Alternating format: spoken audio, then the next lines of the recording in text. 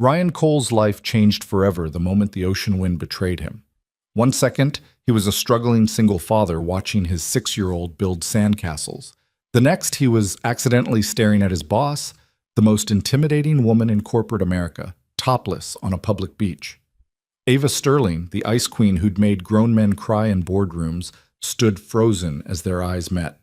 Ryan's career, his daughter's future, everything he'd fought for since the divorce, all of it crashing down because of one horrifying, unavoidable moment. This is the story of how the worst day of his life became the beginning of something extraordinary. Before we dive into Ryan's impossible situation, drop a comment with your city so I can see how far this story travels. Now, let me take you back to where it all began. The morning started like every other Saturday in Ryan Cole's carefully managed chaos. Badly. "Daddy, you forgot to pack my floaties." Mia's voice pierced through the apartment at 6:47 a.m., exactly 13 minutes before Ryan's alarm was set to go off. He jolted awake on the couch where he'd passed out after finishing the Hendricks report, his laptop still warm against his thigh, drool crusted on the corner of his mouth. "They're in the beach bag, sweetie," he mumbled, his voice thick with exhaustion. 3 hours of sleep. Again. That made it 4 nights in a row. "No, they're not. I checked." Ryan dragged himself upright, every muscle in his 34-year-old body protesting like he was twice that age. The divorce had aged him. No, that wasn't fair. The divorce, the sole custody, the impossible job, the constant juggling act of being everything to everyone while feeling like he was failing at all of it. That's what had aged him. He found the floaties exactly where Mia said they weren't, buried under 3 towels and a bottle of sunscreen that had probably expired during the Obama administration. The beach bag was a disaster, much like everything else in his life since Jennifer left. "Found them," he called out, too cheerfully. The forced enthusiasm that had become his default setting around Mia. Never let her see the cracks.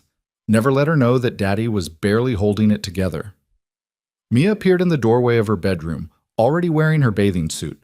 The purple one with the sparkly starfish that she'd insisted on for 3 weeks straight until Ryan finally caved and bought it, even though it cost more than he usually spent on groceries for a week.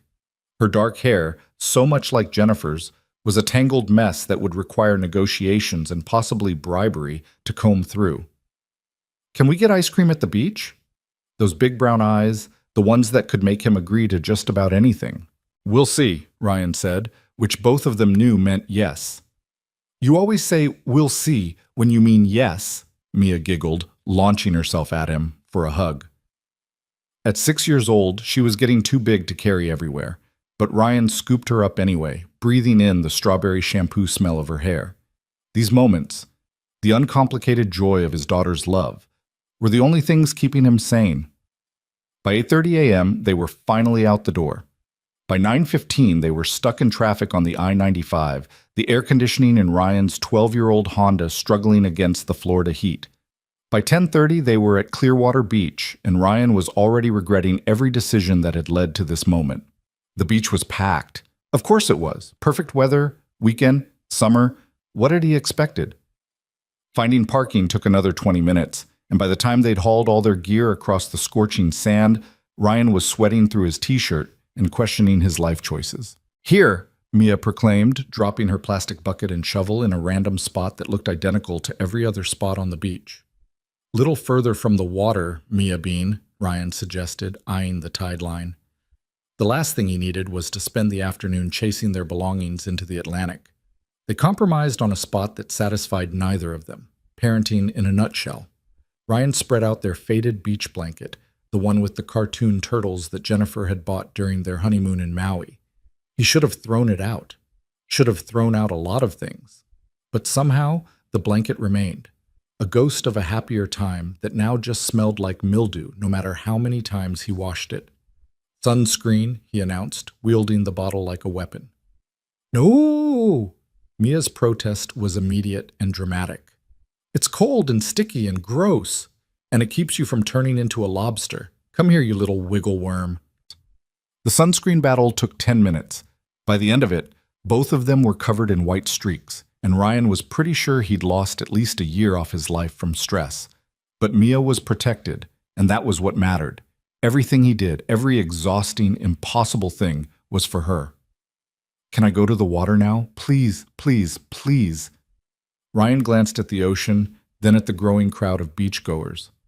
Stay where I can see you. Don't go deeper than your knees. And if anyone talks to me, I scream and run to you. I know, Daddy. Mia rolled her eyes with the exasperation of someone who'd heard this lecture 1,000 times. Because she had. He watched her run toward the gentle waves, her little legs pumping, arms windmilling with pure joy. For a moment, just a brief, shining moment, Ryan felt something like peace. She was happy. She was safe. Maybe, just maybe, he was doing okay at this whole single dad thing. His phone buzzed. Work. Of course it was work. From Ava. Sterling. Subject. Hendricks report. Monday. Presentation. Ryan reviewed your preliminary analysis. We need to discuss several revisions before the client meeting. Monday, 7 a.m., my office. Don't be late. Ryan's stomach dropped. 7 a.m. on Monday meant 5 a.m. wake up to get Mia ready and dropped at his neighbor Mrs. Chen's place before school. It meant another impossible morning in a string of impossible mornings. It meant facing Ava Sterling, the woman who'd made senior executives weep openly during quarterly reviews. Ava Sterling. Even her name sounded sharp, like it could cut you. In 3 years at Sterling and Associates, Ryan had learned to dread the sight of her emails, the click of her heels in the hallway, the way her ice blue eyes could freeze you mid-sentence when you said something she deemed insufficiently brilliant. She was a legend in the industry, built her consulting firm from nothing into a powerhouse that had Fortune 500 companies begging for her expertise. Brilliant, ruthless, and utterly terrifying. The woman didn't seem to have a life outside of work, which meant she expected everyone else to follow suit. She'd never been married, had no kids, probably had ice water in her veins and a calculator for a heart. Ryan had seen her make a VP cry during a presentation last month. The poor guy had mixed up 2 data points, and Ava had eviscerated him with surgical precision, her voice never rising above a conversational tone, which somehow made it worse. Ryan had wanted to intervene, to say something, but he had Mia to think about. He couldn't afford to lose this job. Couldn't afford to end up on Ava Sterling's bad side. So he stayed quiet, kept his head down, and tried to be invisible. It was working so far. He was competent enough to keep his job, invisible enough to avoid her notice. A perfect, unsustainable balance. He typed back a response. I'll be there. Thank you for the feedback. Professional, respectful, devoid of any personality that might offend her. Ryan pocketed his phone and leaned back on his elbows, trying to recapture that brief moment of peace. The sun was warm on his face. The sound of the waves was soothing. Mia was giggling as she splashed in the shallows. This was good. This was, Daddy! Daddy, look what I found! Mia came racing back, dripping wet, clutching something in her small fist. A piece of sea glass, pale green and smoothed by the ocean. That's beautiful, sweetie. Can we build a castle and put it on top, like a jewel? Absolutely. Let's build the biggest castle this beach has ever seen. They spent the next hour in the sand, Mia directing operations like a tiny, tyrannical architect, while Ryan did the actual heavy lifting. The castle was lopsided and structurally unsound, but it was theirs. Mia decorated it with shells and the sea glass, narrating an elaborate story about a princess who lived there with her dragon and definitely didn't need to be rescued because she could rescue herself, thank you very much. Ryan's heart swelled. This kid, this perfect, weird, wonderful kid. She made everything worth it. I'm thirsty, Mia announced, abandoning the castle without ceremony. And hungry and hot. Ryan checked his watch. 12:30. Lunchtime. What do you want? We've got sandwiches, apple slices, and I want a hot dog from the stand. Of course she did. Ryan calculated the cost in his head. The beach vendor hot dogs were criminally overpriced. But Mia had been so good this morning, and he'd been promising her this beach day for weeks. 1 hot dog? Coming up. Stay right here on the blanket, okay? Okay. Ryan headed toward the cluster of food stands near the parking lot, joining the line of sunburned tourists and locals. The wait was long. By the time he'd gotten Mia's hot dog, and yes, she wanted everything on it, 15 minutes had passed.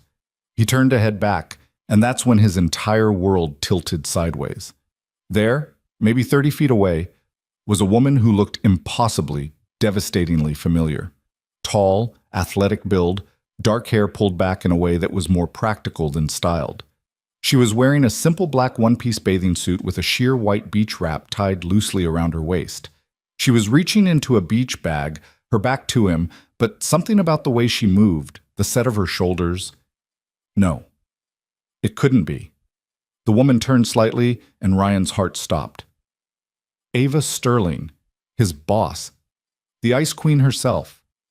Here, at the same beach, looking like an actual human person instead of a corporate-suited nightmare. Ryan's first instinct was to run. Just turn around, grab Mia, and get the hell out of there before Ava straightened up, pulling out a bottle of sunscreen. She was completely unaware of his presence, focused on her task. There was something different about her here, something softer. She wasn't wearing makeup. Her hair was slightly messy in a way it never was at the office. She looked almost peaceful. Ryan knew he should leave, should look away, should absolutely not stand here like a creep watching his boss on her personal time. But his feet seemed to have forgotten how to work.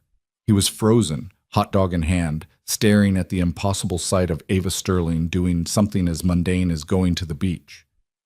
Then the wind picked up. It happened in slow motion, the kind of moment that gets seared into your memory with perfect, horrifying clarity. A strong gust of ocean wind came from nowhere, sudden and powerful. Ava's beach wrap, loosely tied, caught the full force of it. The knot gave way instantly. The sheer fabric billowed and flew, exposing her completely from the waist up. For one terrible, frozen second, Ava Sterling stood topless on Clearwater Beach, her arms still at her sides, her face registering shock. And Ryan Cole, holding a hot dog, was staring directly at her. Their eyes met. Ryan's brain short-circuited. Every rational thought evaporated. He should look away. He needed to look away. Why wasn't he looking away? His eyes were traitors, his body unresponsive, his soul actively trying to escape through the nearest exit. Ava's face went through a sequence of emotions in rapid succession: surprise, horror, recognition, and finally something that looked like barely contained fury. She snatched at the fabric, catching it and wrapping it around herself with movements that were both frantic and somehow still dignified. Ryan finally managed to tear his gaze away. He spun around so fast he nearly dropped the hot dog, his face burning with humiliation so intense he thought he might spontaneously combust right there on the beach. Oh God, oh God, oh God. He'd just seen his boss topless, and she'd caught him staring. His career was over, his life was over, everything was over. Sir, are you okay? Ryan realized he was standing in the middle of the beach walkway, frozen, while people moved around him like he was a malfunctioning robot. He forced his legs to move, walking back toward Mia in a daze.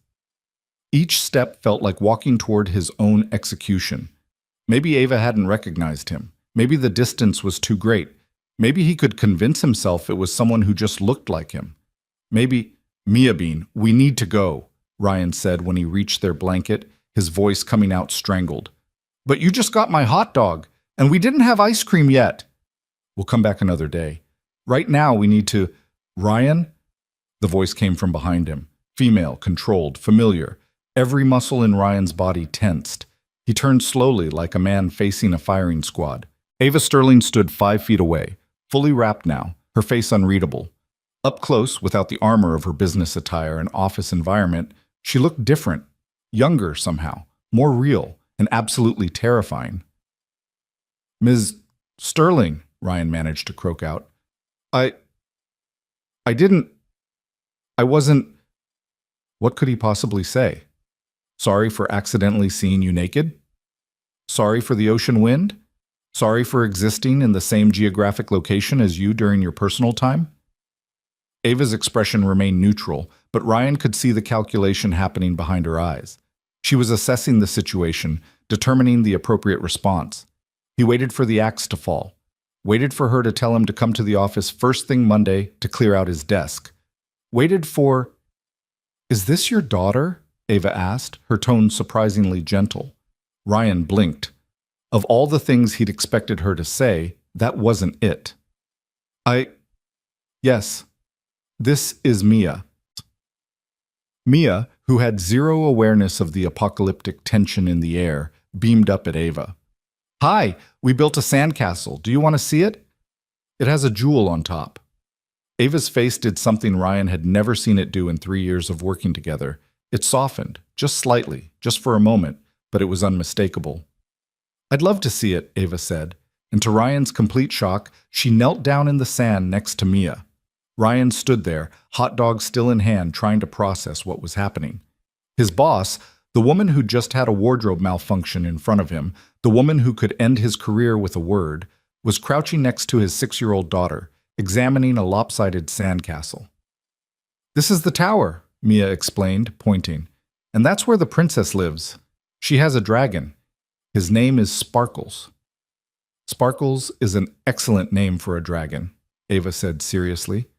Does the princess ever need rescuing? No, Mia was emphatic. She rescues other people. She's very brave. She sounds like a smart princess. Mia studied Ava with the intense scrutiny that only children can manage. You're pretty. Are you my daddy's friend? Ryan wanted the sand to open up and swallow him whole. Mia, this is Ms. Sterling. She's my boss from work. Oh, Mia processed this information. Do you give my daddy a lot of homework? He's always on his computer. Ava glanced up at Ryan, and for just a second, something flickered across her face. Guilt? Recognition? It was gone too quickly to identify. I suppose I do, Ava said to Mia. Your daddy works very hard. He's the best daddy in the whole world, Mia declared with absolute certainty, even when he's tired. Ryan felt his throat tighten. Kids had a way of saying things that hit you right in the heart when you least expected it. Ava stood up, brushing sand from her knees. She looked at Ryan, and he braced himself for whatever was coming. This was it. The moment where professional courtesy ended and consequences began. That was, Ava started, then paused. For the first time in Ryan's experience, she seemed uncertain. What happened earlier was unfortunate. I'm so sorry, Ryan blurted out. I wasn't trying to. I didn't intend to. I looked away as soon as. I know. Ava cut him off, but not unkindly. It was an accident, the wind. These things happen at beaches, apparently. The tension in Ryan's chest eased slightly.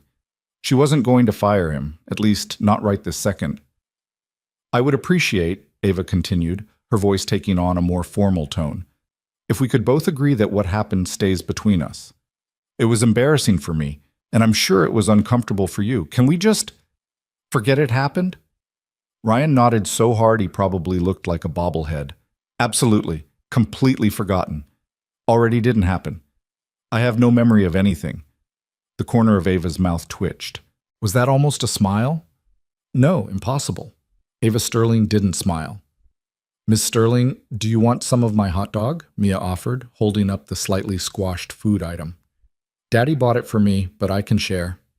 Ava looked at the hot dog, then at Mia's earnest face, then back at the hot dog. Ryan could see her internal struggle, accept food from a child on a beach, or maintain professional distance. To his amazement, she accepted. That's very kind of you, Mia. Thank you. She took a small bite, and Mia beamed like she'd just saved the world. Ryan stood there, still processing the impossibility of this moment. His terrifying boss was eating a hot dog with his daughter on a beach, minutes after one of the most mortifying experiences of his life. Do you come to this beach often? Ava asked, and Ryan couldn't tell if it was genuine curiosity or if she was trying to determine the likelihood of another accidental encounter. Not often enough, Ryan admitted. Work keeps me pretty busy, and coordinating schedules with a 6-year-old is challenging. I imagine it is. Ava handed the remainder of the hot dog back to Mia.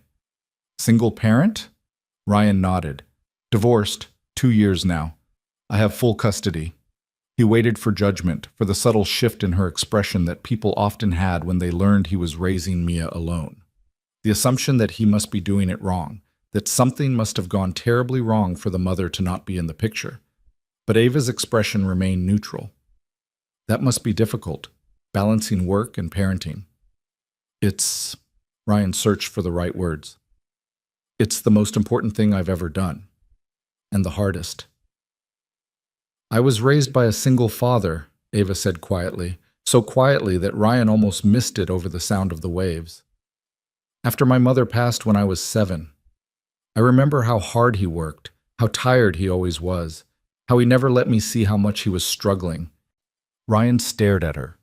In 3 years, Ava had never shared anything personal. She was a closed book, a professional facade, someone who existed only within the context of quarterly reports and client meetings. This glimpse behind the curtain was jarring. I didn't know that, Ryan said softly. I'm sorry about your mother. It was a long time ago. Ava straightened, and Ryan could see her pulling the professional armor back on. But I remember what it was like, watching my father try to be everything, watching him sacrifice. There was a weight to her words, a shared understanding that settled between them.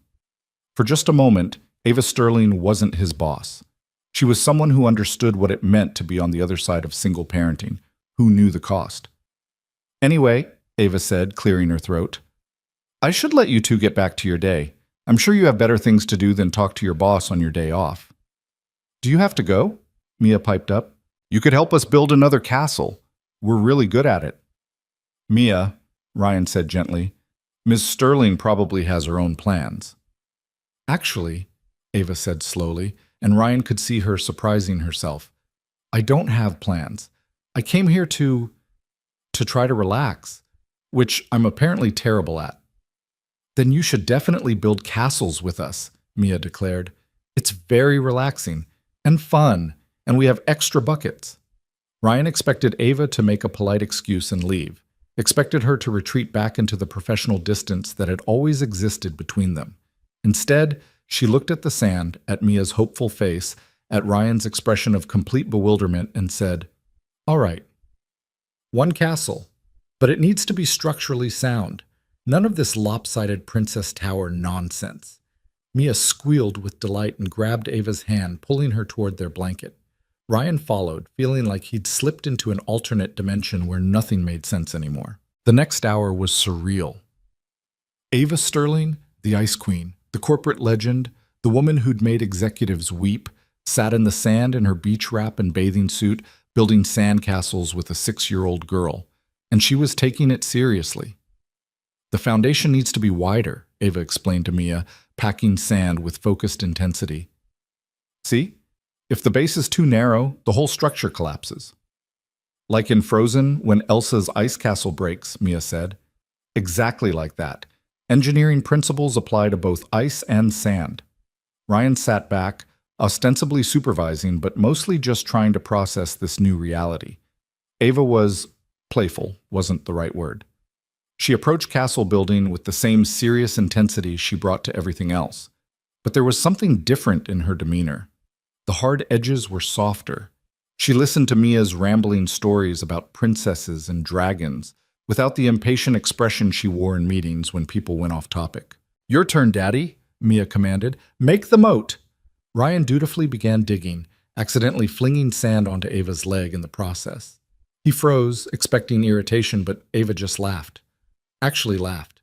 The sound was bright and genuine and completely at odds with the controlled professional demeanor he'd known for 3 years. Sorry, Ryan mumbled. It's fine. I'm already covered in sand anyway. Ava gestured at herself. This is apparently what relaxation looks like. Sandy, slightly sunburned, and building architecture that will be destroyed by the tide in a few hours. That's the best part, Mia said. It doesn't have to be perfect forever. It just has to be perfect right now. Ava paused, her hands stilling in the sand. She looked at Mia with an expression Ryan couldn't quite read. That's a very wise perspective, Mia.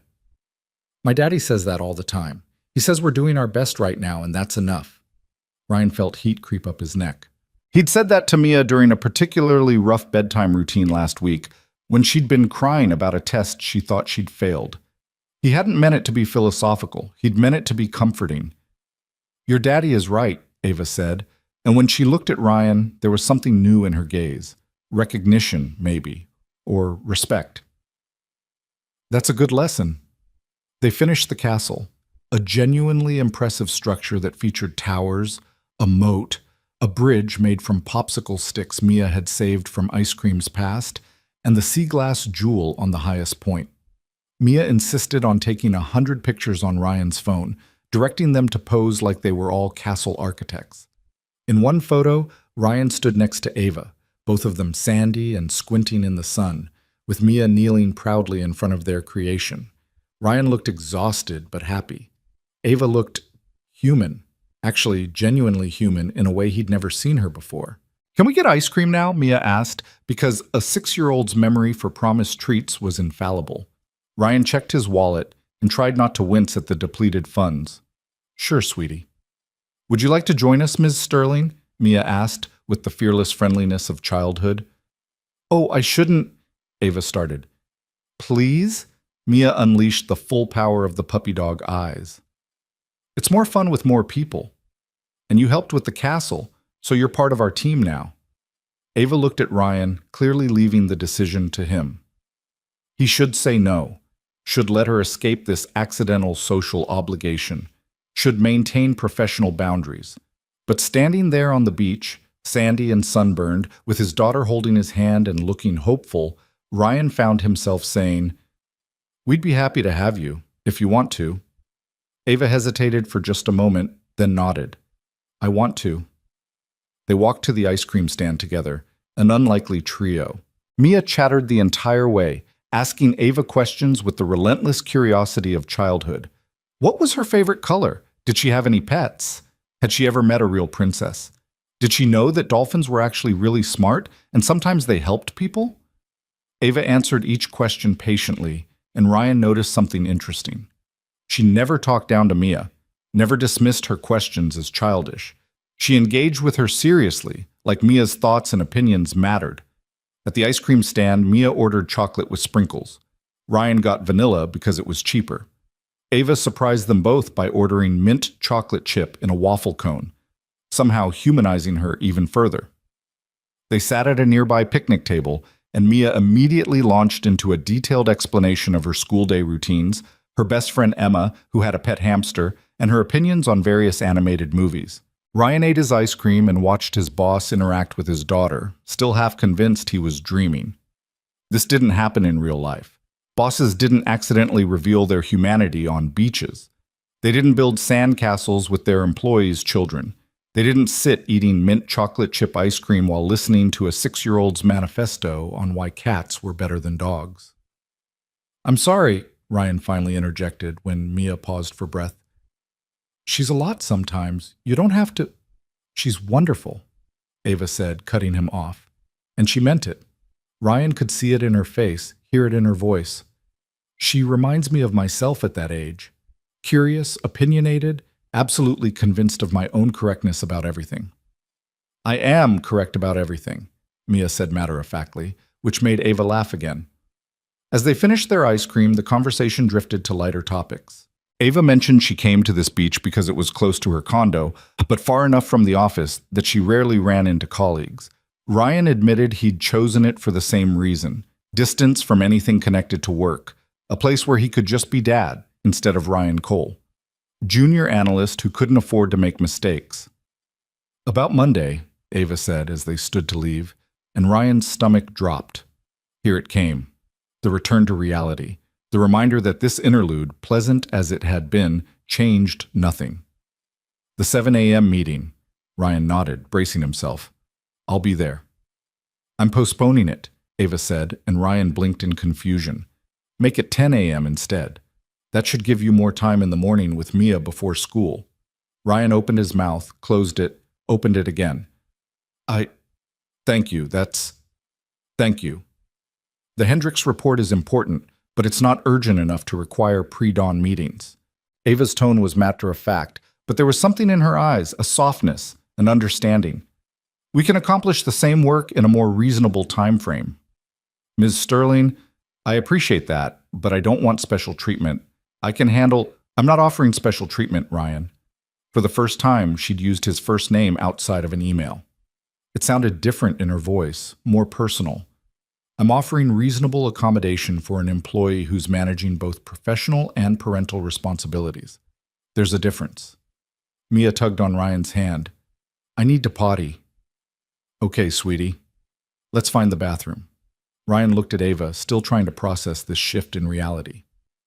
Thank you for all of this. The castle, the ice cream, the meeting change. I know this wasn't how you planned to spend your beach day. Ava smiled, a real, genuine smile that transformed her face completely. Actually, it was much better than my plan. I was going to sit on a towel, fail to read a book while thinking about work, and leave feeling like I'd wasted my day off. This was nice. Unexpectedly nice. Can you come build castles with us again? Mia asked. Next time we come to the beach? Maybe, Ava said, and it didn't sound like a brush-off. It sounded like a maybe that could become a yes. If your dad says it's okay. 3 pairs of eyes turned to Ryan. He should say something non-committal, should maintain professional boundaries, should not encourage further blurring of the lines between work and personal life. That would be nice, he heard himself say. Really nice.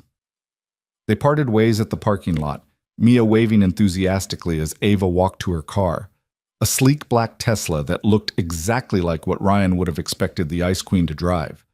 He loaded their beach gear into his beat-up Honda, Mia already half asleep in her booster seat, exhausted from sun and play. As Ryan drove home, he kept glancing in the rearview mirror at his daughter, then replaying the day's events in his mind. The wind, the horrifying moment of eye contact, Ava's unexpected kindness, the sand castles, the ice cream, the meeting time change. The woman he'd feared for 3 years had revealed herself to be human. Actually, wonderfully, surprisingly human. Someone who'd been raised by a single parent and understood the weight Ryan carried. Someone who could laugh at herself, build sandcastles with intensity and focus, and eat ice cream while listening to a child's rambling stories. His phone buzzed at a red light. An email notification. From Ava Sterling. Subject: Today. Ryan's heart rate spiked. Here it was, the professional reframe, the email that would walk back all the warmth and establish clear boundaries for their Monday interaction. He opened it, dreading what he'd find.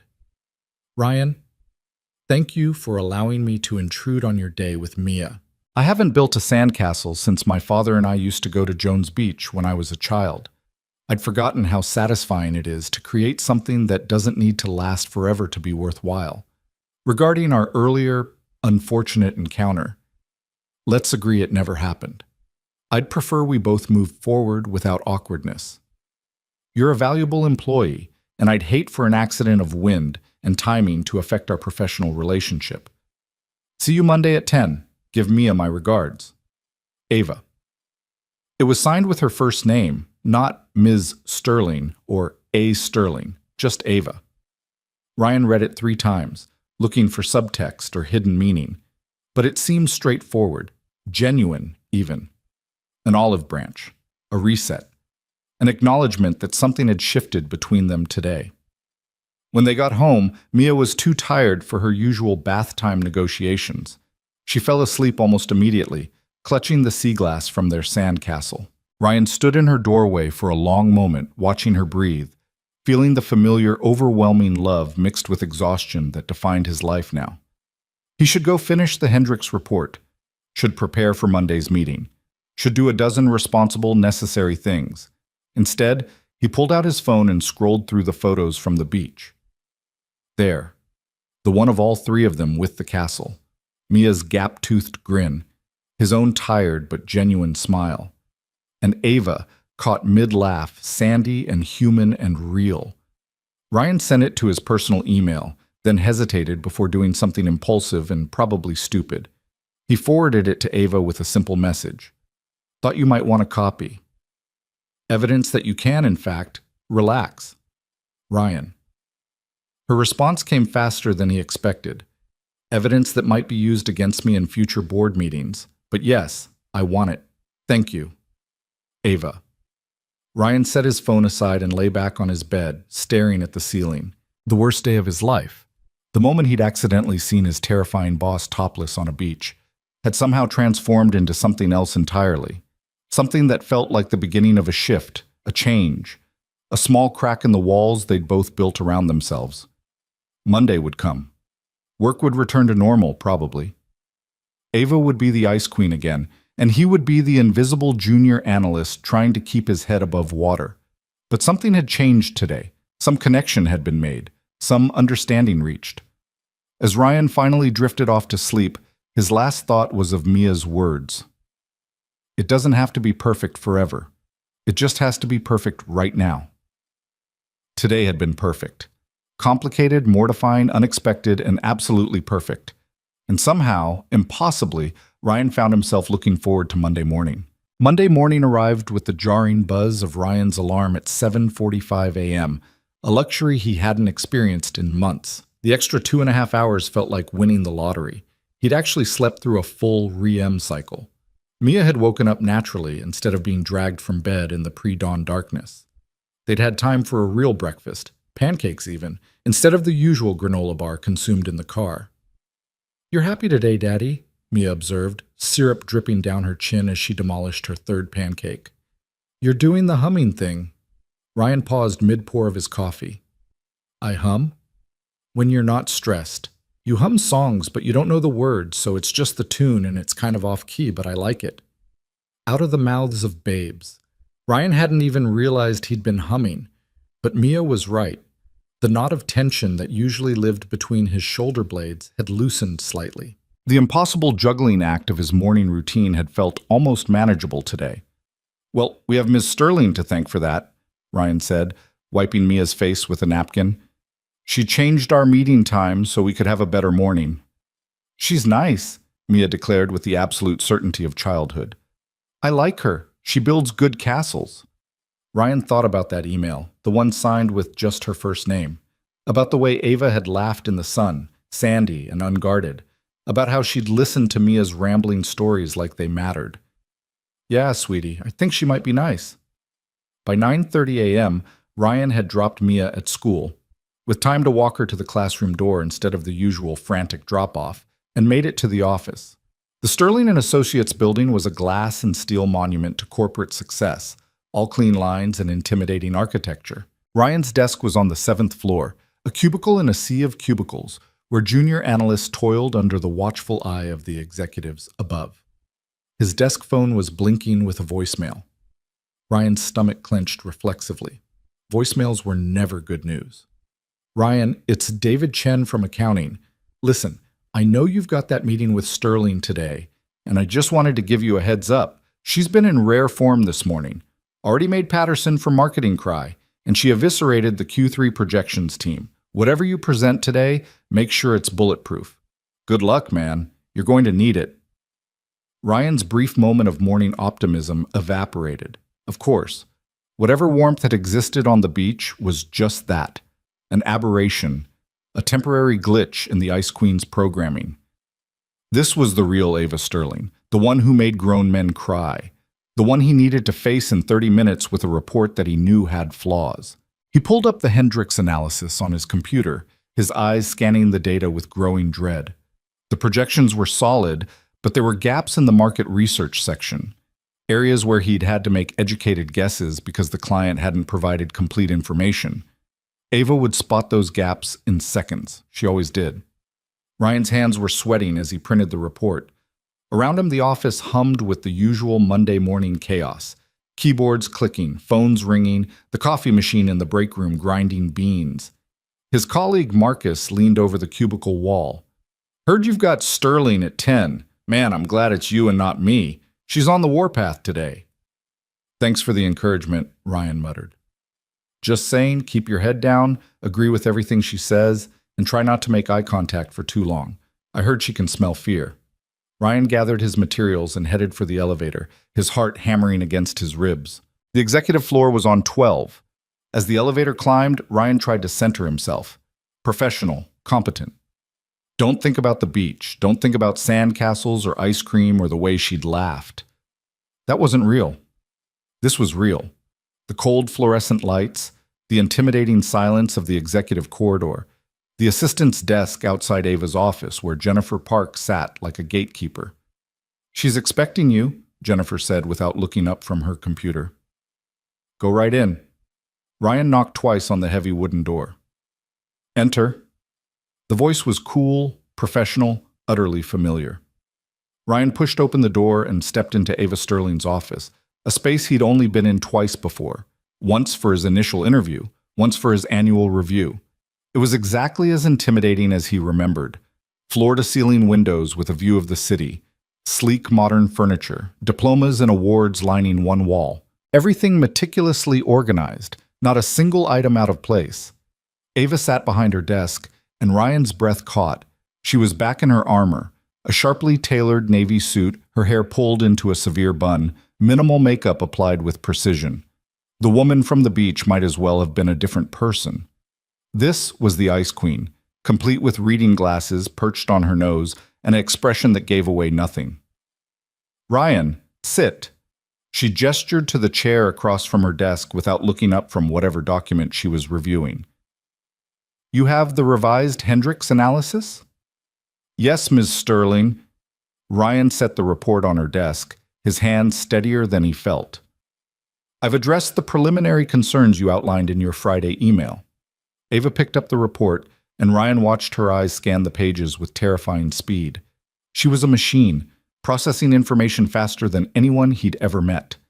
30 seconds, 60. The silence stretched like taffy. "The revenue projections in Section 3, Ava said, her finger tapping a specific paragraph. "You've increased the Year 2 estimates by 18%. Walk me through that logic." Ryan had prepared for this question. The client's market expansion into the Southeast region opens up a demographic that's currently underserved. Based on comparable expansions by their competitors, conservative estimates suggest conservative. Ava's eyes flicked up to meet his, and Ryan felt pinned like a butterfly under glass. These aren't conservative, Ryan. These are optimistic at best, fantastical at worst. What happens if their Southeast expansion hits regulatory hurdles? What if their primary competitor undercuts their pricing model? Where's your risk analysis? There it was. The flaw Ryan had known was there, but had hoped he could gloss over. I noted in the appendix that additional risk modeling would be beneficial before final presentation to the client. The appendix. Ava's tone could have frozen water. You buried the critical caveat in the appendix. Do you know what happens when clients see projections like these in the main body? They make decisions based on optimism. They overextend. They fail. And when they fail, they blame us. They sue us. They destroy reputations. Ryan felt his face heating. I understand that, but the client requested aggressive growth scenarios. The client doesn't know what they need. That's why they hire us. Ava set the report down with a definitive thud. Our job isn't to tell them what they want to hear. It's to tell them the truth, even when the truth is uncomfortable. Especially when the truth is uncomfortable. The silence that followed felt suffocating. Ryan wanted to defend himself, to explain the impossible timeline he'd been working under, the incomplete data the client had provided, the fact that he'd been doing this entire analysis while juggling single parenthood and running on 3 hours of sleep most nights. But none of that mattered. The work was flawed, and Ava had identified exactly where.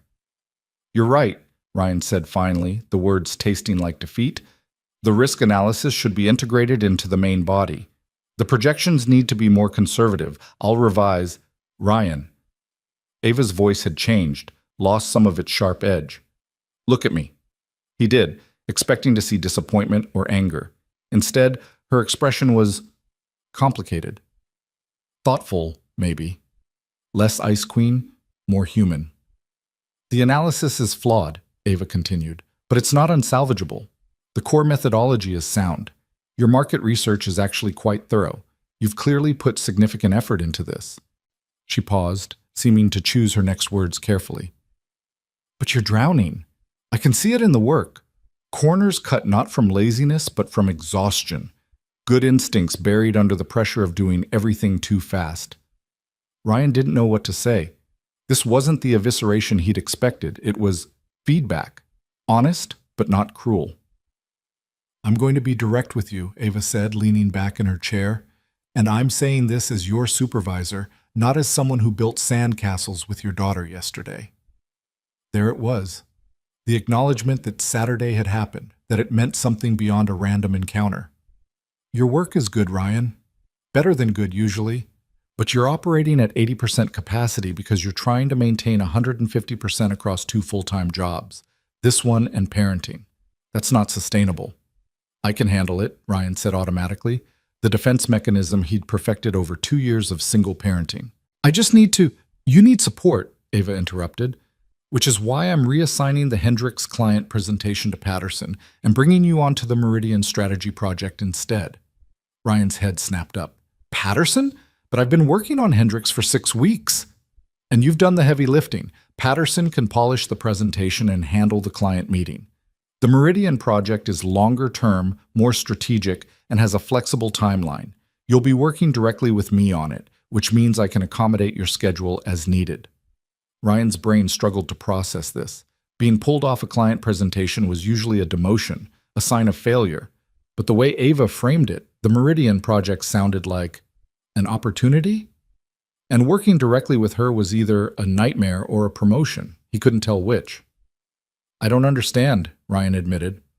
If my work on Hendricks wasn't up to standard, your work was up to standard. It just needed refinement, which you didn't have time to provide given the accelerated timeline I imposed. Ava removed her reading glasses, and without them, she looked more like the woman from the beach. Human, approachable. I'm not punishing you, Ryan. I'm adjusting the situation to better utilize your strengths. And if I say, I want to finish Hendricks myself, Ava smiled slightly, then I'd say you're letting pride override pragmatism, which is admirable, but ultimately counterproductive. Patterson is perfectly capable of execution. You're better suited for strategy. Let me use you where you'll be most effective. The phrase, let me use you, should have sounded transactional, cold. Instead, it sounded almost protective, like Ava was rearranging the chessboard to put Ryan in a position where he could succeed rather than just survive. The Meridian project, Ryan said slowly. What's the scope? Ava's eyes lit up, actually lit up with something that looked like enthusiasm. 5-year digital transformation strategy for a mid-size manufacturing company. They're hemorrhaging market share to more agile competitors and need a complete operational overhaul. It's complex, it's challenging, and it's exactly the kind of work that will position you for senior analyst consideration when reviews come up next quarter. Senior analyst. That was 2 levels above where Ryan currently sat. Better pay, better hours, better everything. The kind of position that would mean actual stability for him and Mia. Why me? Ryan asked. You have analysts with more experience, because I watched you build a sandcastle with your daughter, Ava said, and the unexpected honesty of it made Ryan's breath catch. You approached it strategically. You let her lead but provided structure. You adapted when her vision didn't match structural integrity. You created something collaborative and functional and, she paused, joyful. That's exactly the mindset this client needs. Someone who can balance vision with pragmatism. Ryan stared at her. The Ice Queen had just told him he was qualified for a major project because of his sandcastle methodology. The absurdity of it would have made him laugh if he wasn't so stunned. I'm serious, Ava added, misreading his silence. The way you problem solve, the way you prioritize under pressure, those are valuable skills. I just need to put you in a position where you're not constantly operating in crisis mode. Ms. Sterling, Ava, she said it firmly. When we're working directly together on Meridian, you can call me Ava. Ms. Sterling is for formal presentations and client meetings. In strategy sessions, we're colleagues. Ryan felt like he'd stepped through a mirror into an alternate dimension. That seems inappropriate. The hierarchy exists to maintain professionalism in large team settings, Ava said. When it's strategic partnership, excessive formality just creates barriers to good communication. I need you to be comfortable enough to challenge my ideas, to push back when something doesn't make sense. You can't do that if you're intimidated by titles. She stood up, moving to the window with her arms crossed. From behind, she looked exactly like the woman he'd seen on the beach. Same posture, same slight tension in her shoulders. I'm not good at this, she said quietly, almost to herself. The human aspect of management. I know my reputation, Ice Queen, Dragon Lady. I've heard all the variations. I've never called you. You don't have to say it for it to be true. Ava turned back to face him. I built this company by being ruthless, by demanding excellence, by never accepting less than perfection. It worked. But somewhere along the way, I forgot that the people working for me aren't machines. They have lives, complications, responsibilities beyond these walls. She moved back to her desk but didn't sit. Instead, she leaned against it, more casual than Ryan had ever seen her in the office. Saturday reminded me of something I'd forgotten. My father used to work 16-hour days to keep food on the table and me in good schools. He was exhausted all the time. And She paused, something painful crossing her face. I used to resent him for it. For being tired, for missing things, for not being present even when he was physically there. Ava, Ryan started, but she held up a hand. Let me finish. I didn't understand until much later what he'd sacrificed, the opportunities he'd given up, the life he could have had, all of it sublimated to making sure I had better. And now, running this company, I've become the person who demands that same sacrifice from others without acknowledging the cost. She looked directly at Ryan.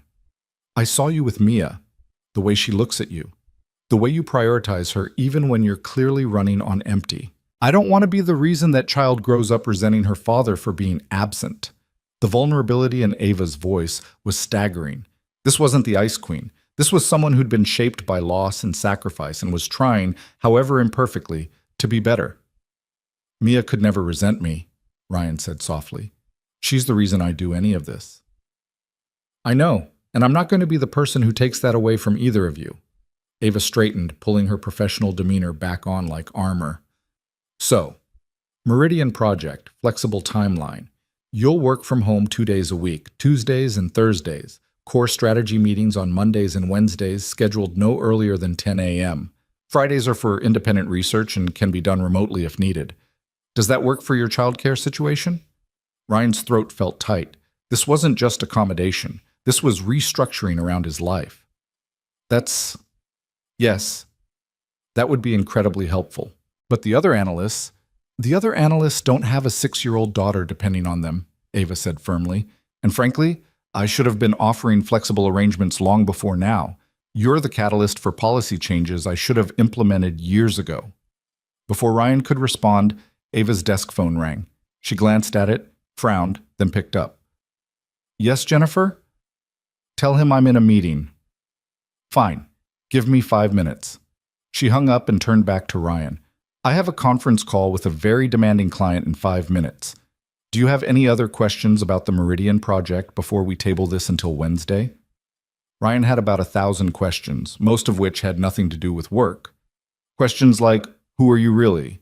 And what happened on that beach? And why are you being kind to me? But what he said was, just one. Why are you doing this? The project, the schedule flexibility, all of it. We barely know each other outside of work.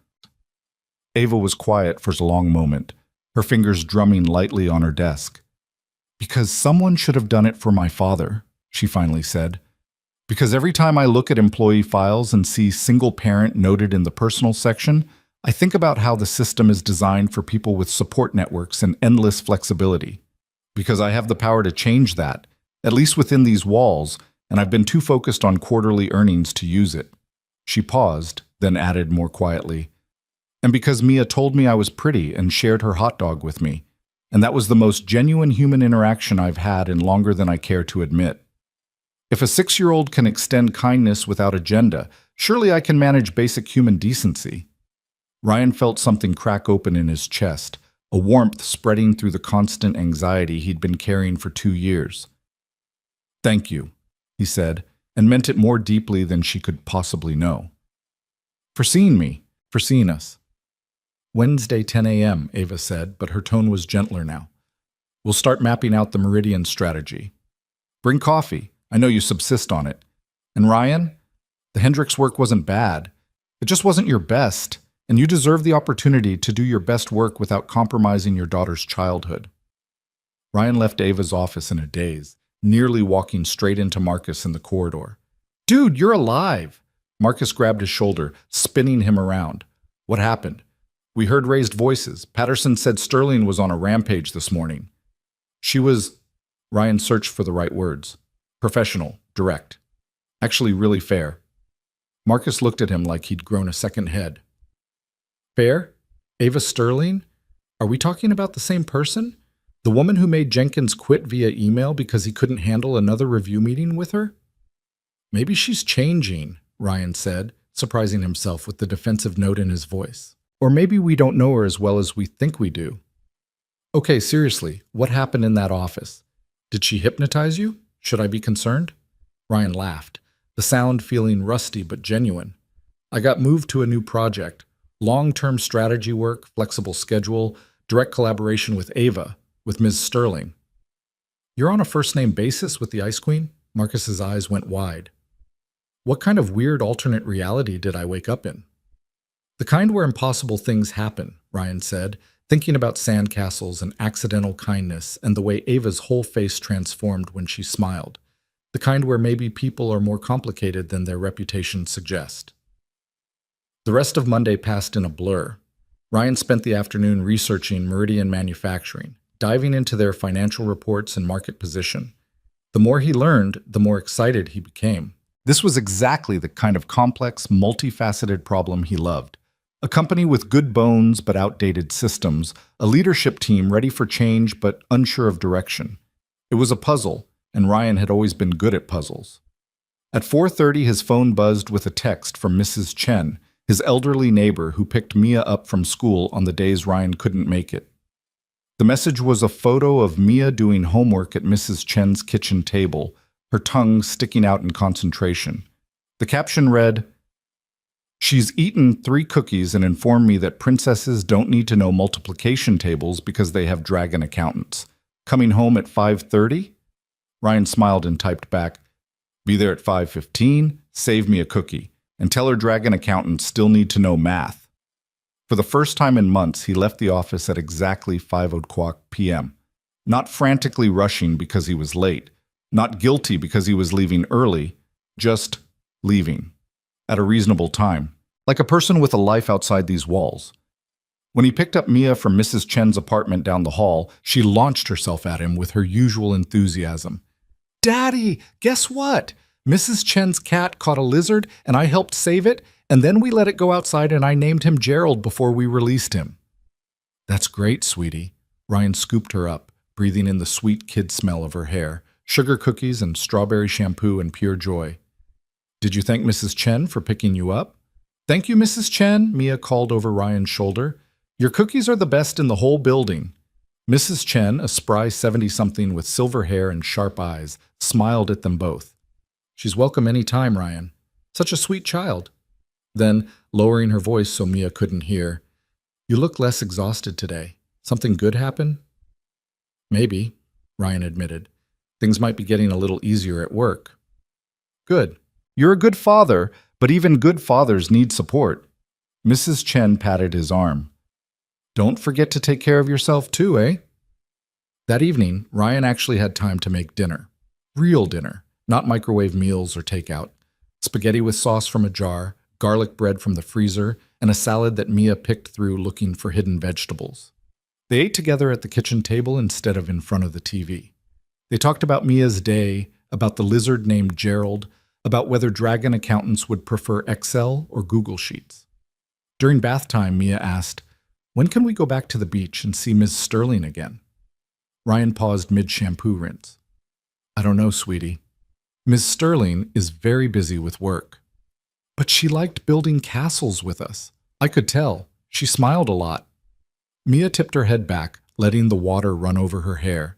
"And she made you smile too. You don't smile like that a lot, Daddy." Out of the mouths of babes. Again, life is complicated, Mia Bean. Work friends and real friends are different things. Why? The eternal question of childhood, the one that forced you to examine assumptions you'd stopped questioning. Because Ryan struggled to articulate something he wasn't sure he believed anymore. Because work has rules about how people interact, and mixing work and personal life can get messy. Adults make everything too complicated, Mia declared with the wisdom of 6 years. If you like someone and they like you, you should be friends. That's what Emma says, and Emma is very smart. Ryan wrapped her in a towel, hugging his dripping daughter close. Emma is very smart, and you're very smart, and maybe you're both right about keeping things simple. That night, after Mia was asleep, Ryan sat on his balcony with a beer he'd been saving for a special occasion. The Florida night was humid but pleasant, the city lights twinkling below his modest apartment building. He pulled out his phone and scrolled to the photo from Saturday. The three of them with the sandcastle, all sandy and sun-drunk and happy. He shouldn't send it, should maintain professional boundaries, should recognize that Ava's kindness today was about policy changes and management evolution, not personal connection. But Mia's words echoed in his head. If you like someone and they like you, you should be friends. Ryan opened his text messages and found Ava's number. She'd included it in the email about the Meridian project, saying he should feel free to reach out with questions. He stared at it for a long moment, thumb hovering over the keyboard. Finally, he typed, Mia asked when we can build castles with you again. Apparently, dragon accountants need beach breaks too. No pressure, but the offer stands if you ever need a Saturday escape from being the Ice Queen. Ryan. He hit send before he could overthink it, then immediately regretted everything. Too casual, too familiar. He'd just texted his boss about building sandcastles. He was an idiot. A well-meaning idiot, but an idiot nonetheless.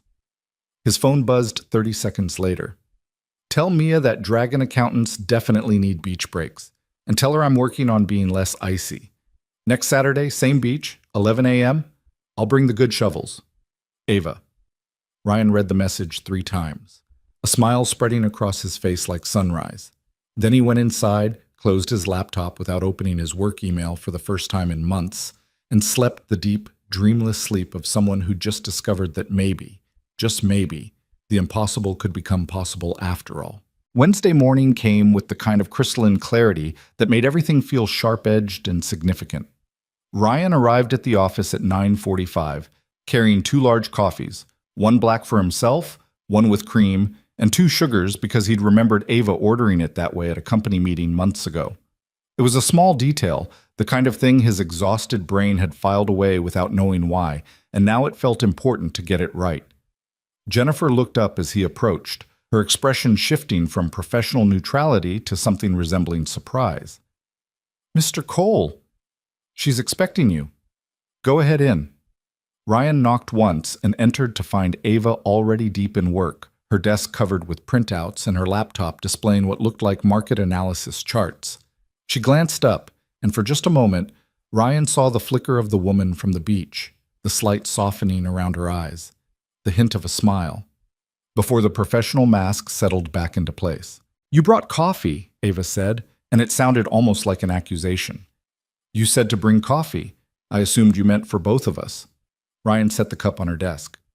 Cream, 2 sugars, unless you've changed your preference since the quarterly review meeting in March. Ava picked up the cup, took a sip, and something in her expression shifted. You remember how I take my coffee from a meeting 6 months ago? Ryan felt heat creep up his neck. I remember a lot of things. Hazard of the job, data retention. That's not data retention, Ryan. That's paying attention. Ava gestured to the chair across from her. Sit. We have a lot to cover. The next 2 hours flew by in a blur of strategic planning. Ava spread out Meridian Manufacturing's organizational charts, financial statements, and market analysis reports across her desk. She talked fast, her mind clearly working 3 steps ahead, but she paused frequently to make sure Ryan was following. Not in a condescending way, but in a genuinely collaborative one. Their supply chain is the weakest link, Ryan said, pointing to a specific section of the operations report. Look at these lead times. They're hemorrhaging money on rush orders and expedited shipping because their inventory forecasting is stuck in 1995. Good catch, Ava made a note on her tablet. What would you recommend?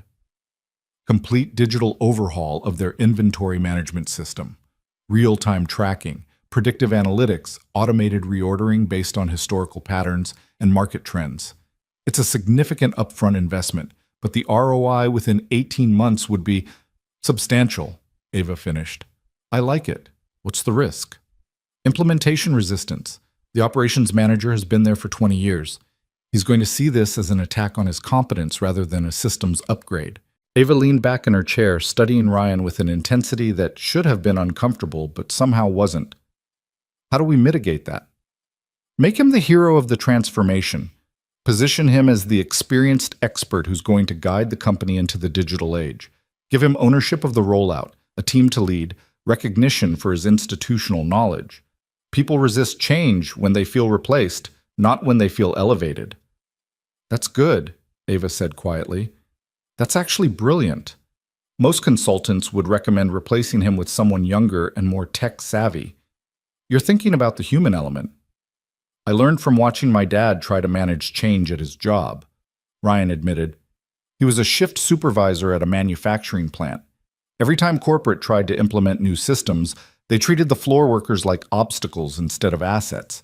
The pushback was always massive, but when management involved workers in the planning, asked for their input, acknowledged their expertise, the transitions were smooth. Ava was quiet for a moment, her fingers tapping a rhythm on her desk. Your father sounds like a smart man. He was. He passed away 3 years ago, heart attack. He was only 58. Ryan wasn't sure why he was sharing this, but something about the space between them felt safe enough for truth. He never got to meet Mia. That's one of my biggest regrets. I'm sorry, Ava said, and the simplicity of it, the lack of platitudes or empty comfort, made it real. My father died when I was 25. Stroke. He'd worked himself into the ground building his business, saving for my education, making sure I had every opportunity he never did. And then he was just gone. Before I could tell him, I understood what he'd sacrificed. The vulnerability in her voice created an ache in Ryan's chest. They were two people shaped by loss, by the weight of parental sacrifice, by the determination to make those sacrifices mean something.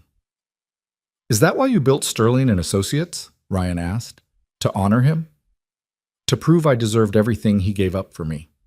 Ava's laugh was hollow. And somewhere along the way, I became exactly what killed him. Someone who worked too hard, demanded too much, forgot that life existed outside of quarterly reports and client meetings. She met Ryan's eyes. Your father would be proud of you for choosing differently, for putting Mia first. I don't know if I'm choosing differently or just barely holding it together, Ryan admitted. Most days feel like controlled chaos. That's called being human, Ava said. Something I'm apparently still learning how to do. The conversation shifted back to Meridian, but something had fundamentally changed in the room. They weren't just supervisor and employee anymore. They were two people who understood each other's scars, who recognized the weight each other carried. By noon, they'd outlined a comprehensive strategy framework. Ava closed her laptop with a satisfied click. This is solid work. Better than solid. You have good instincts, Ryan. I'm going to need you to take the lead on the cultural assessment piece, interviewing Meridian's key personnel, understanding the organizational dynamics. Can you handle that? Absolutely. When do we start? Next week. I'll arrange site visits for Tuesday and Wednesday. You'll come with me to their headquarters in Tampa. We'll interview the leadership team, tour the facilities, get a real sense of the company culture. Ava paused. It'll require overnight stay. Tuesday night, back Wednesday afternoon. Will that work with your childcare situation? Ryan did the mental calculus. Mrs. Chen could probably handle an overnight, or maybe he could ask Jennifer's sister, who sometimes babysitted. It would be complicated, but manageable. I can make it work. If you can't, I can, Ryan said firmly. This is important. I'll figure it out. Ava nodded, but there was something in her expression that looked almost like concern. Don't sacrifice your daughter's stability for this project, Ryan. We'll find a way to make it work around your needs. Before Ryan could respond, his phone buzzed with an incoming call. Mia's school. His stomach dropped instantly. Schools never called unless something was wrong. I'm sorry, I need to take this, Ryan said, already standing. It's my daughter's school. Of course. Take it. Ryan stepped into the hallway, his heart hammering. This is Ryan Cole. Mr. Cole. This is Principal Matthews at Sunshine Elementary. Mia is fine, she's not hurt, but we need you to come pick her up. She's been involved in an incident with another student and she's quite upset. What kind of incident? Is she hurt? She pushed another child during recess. The other child is fine, just startled, but Mia is refusing to talk to anyone, and she's asking for you. Can you come get her? Mia had never been violent. Never. Something was seriously wrong. I'll be there in 20 minutes. Ryan ended the call and turned to find Ava standing in her office doorway. She must have heard enough to understand the situation. You need to go, she said. It wasn't a question. I'm so sorry. I know we just started planning, but Ryan. Ava's voice was firm but gentle. Go get your daughter. Work can wait. Whatever happened, she needs you right now. We'll continue this tomorrow. Tomorrow I'm scheduled to work from home. Then we'll video conference, or I'll come to you, or we'll postpone until Friday. It doesn't matter. Ava stepped closer, lowering her voice. Your daughter pushed another kid, which means something is very wrong because that's clearly not who she is. Go. Be her father. I'll handle everything here. Ryan grabbed his jacket and keys, already moving toward the elevator. Thank you. I'll email you tonight to catch up on. Don't email me tonight, Ava called after him. Take care of your little girl. The work will still be here tomorrow. The drive to Sunshine Elementary took 17 minutes that felt like 17 hours. Ryan's mind raced through possibilities. Had someone hurt Mia? Said something cruel? Was this about the divorce? About Jennifer leaving?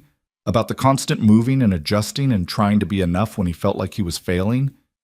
He found Mia in the principal's office, sitting in a chair that was too big for her, her legs dangling, her face blotchy and tear-stained. The moment she saw him, she launched herself into his arms. Daddy! Ryan caught her, holding tight. I've got you, sweetie. I've got you. What happened? Principal Matthews, a kind-faced woman in her 50s, gestured for Ryan to sit. Mr. Cole, thank you for coming so quickly. As I mentioned on the phone, Mia pushed another student during recess. According to witnesses, the other child, Ethan Parker, was teasing Mia about her family's situation. Ryan felt ice slide down his spine. What did he say? Ethan apparently told Mia that her mother didn't love her because she left, and that's why Mia only has one parent. When Mia tried to walk away, Ethan followed her and continued. That's when Mia pushed him. Ryan pulled Mia closer, feeling her shake against him, 6 years old and already dealing with this kind of cruelty. His heart broke and burned simultaneously.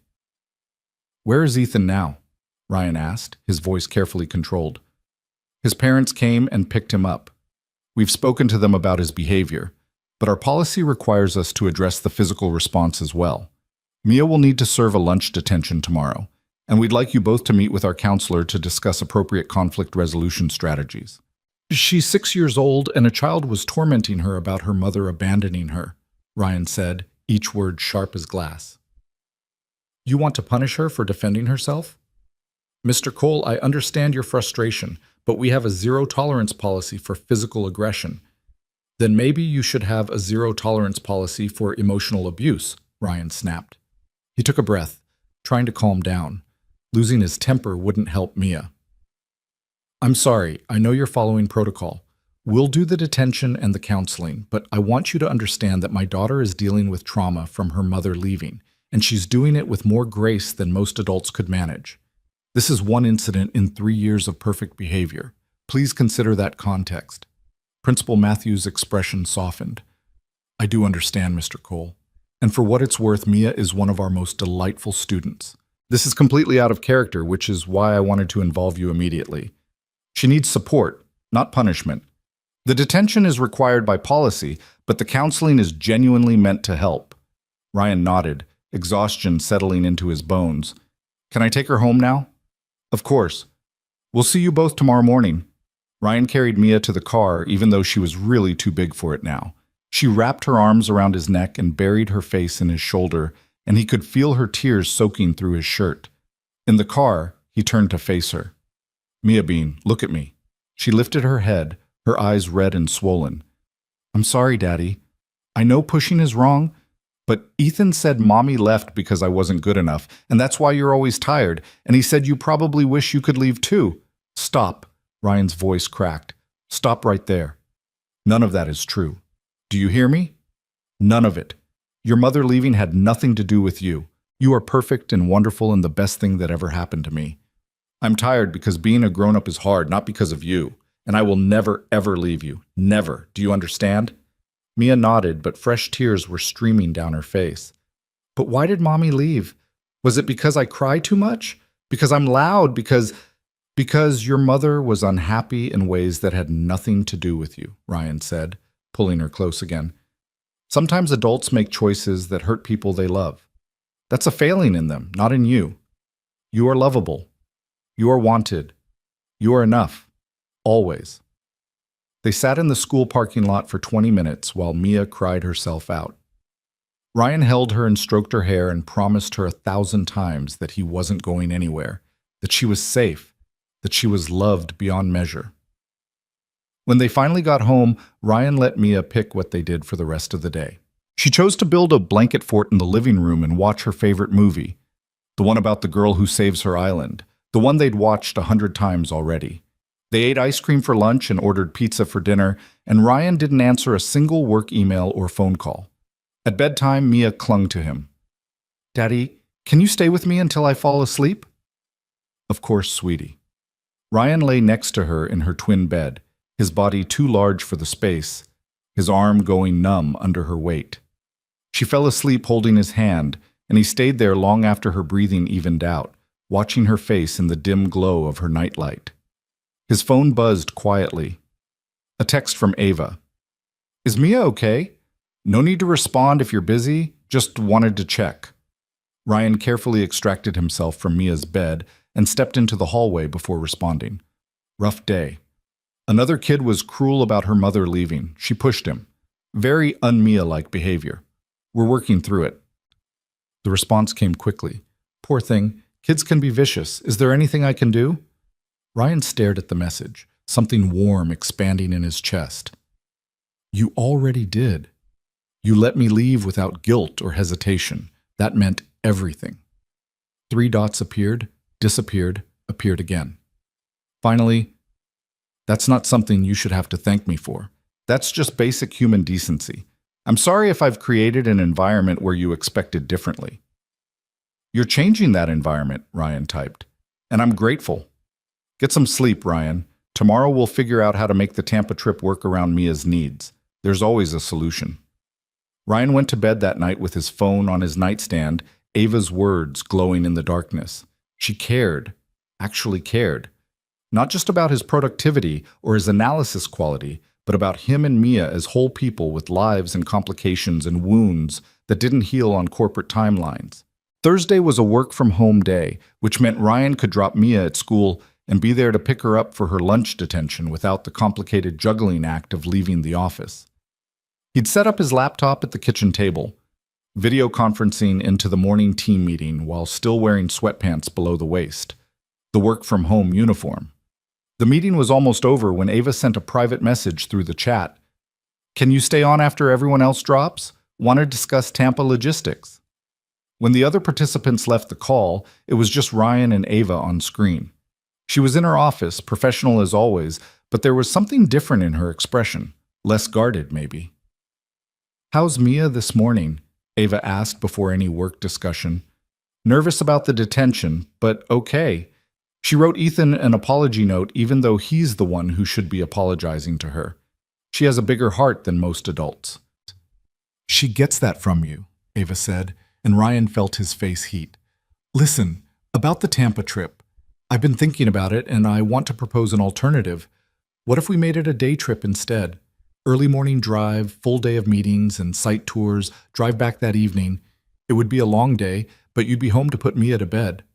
"That's a 4-hour round trip on top of a full day of client work," Ryan protested. "That's not reasonable for you." "I don't mind the drive. I actually enjoy it. Gives me thinking time. And honestly, Ryan, I'd rather adjust my schedule than have you stressed about overnight childcare. This project is important, but it's not more important than your daughter's stability, especially after what happened yesterday." Ryan felt that warmth in his chest again, that sense of being seen and valued as a complete person rather than just a resource to be utilized. "Are you sure? That's a huge accommodation." "I'm sure. Besides, you can drive part of the way. We'll split it, and maybe we can use the drive time to brainstorm strategy so the day feels productive rather than just exhausting." "Okay," Ryan agreed. Thank you. Really, you don't know what this means. I think I do, Ava said softly. My father used to drive 3 hours each way to my school events because he refused to miss them. I remember sitting in the back seat while he muttered about quarterly projections and supply chain logistics. At the time, I thought it was silly. Now I understand it was love. The moment hung between them, intimate and tender, until Ava cleared her throat. Anyway, let's talk about the interview structure for the Meridian leadership team. I'm thinking we divide and conquer. You take the operations and supply chain folks. I'll handle C-suite. Then we compare notes. They worked for another hour, the conversation flowing easily between strategic planning and personal anecdotes. Ava told a story about her first disastrous client presentation when she'd accidentally switched two companies' data and spent 20 minutes presenting the wrong strategy. Ryan shared his own horror story about the time he'd brought Mia to work during a childcare emergency, and she'd drawn a dragon princess on the back of an important client contract. What did you do? Ava asked, laughing. Told the client my daughter was an artist, and this was clearly a good luck blessing from a mythical creature. Somehow they thought it was charming and signed anyway. Never bringing Mia to work again, though. Too much risk. I would have liked to see that drawing, Ava said. I bet it was better than half the corporate art in this building. When they ended the call, Ryan sat for a moment staring at his now blank screen.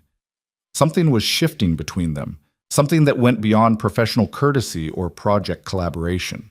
There was a connection forming, built on shared understanding and mutual respect, and the tentative exploration of trust. His phone rang. Mrs. Chen probably checking on Mia after yesterday's incident, but when Ryan answered, Mrs. Chen's voice was urgent. Ryan, I just heard from building management. The water main broke. They're shutting off water to the whole building for emergency repairs.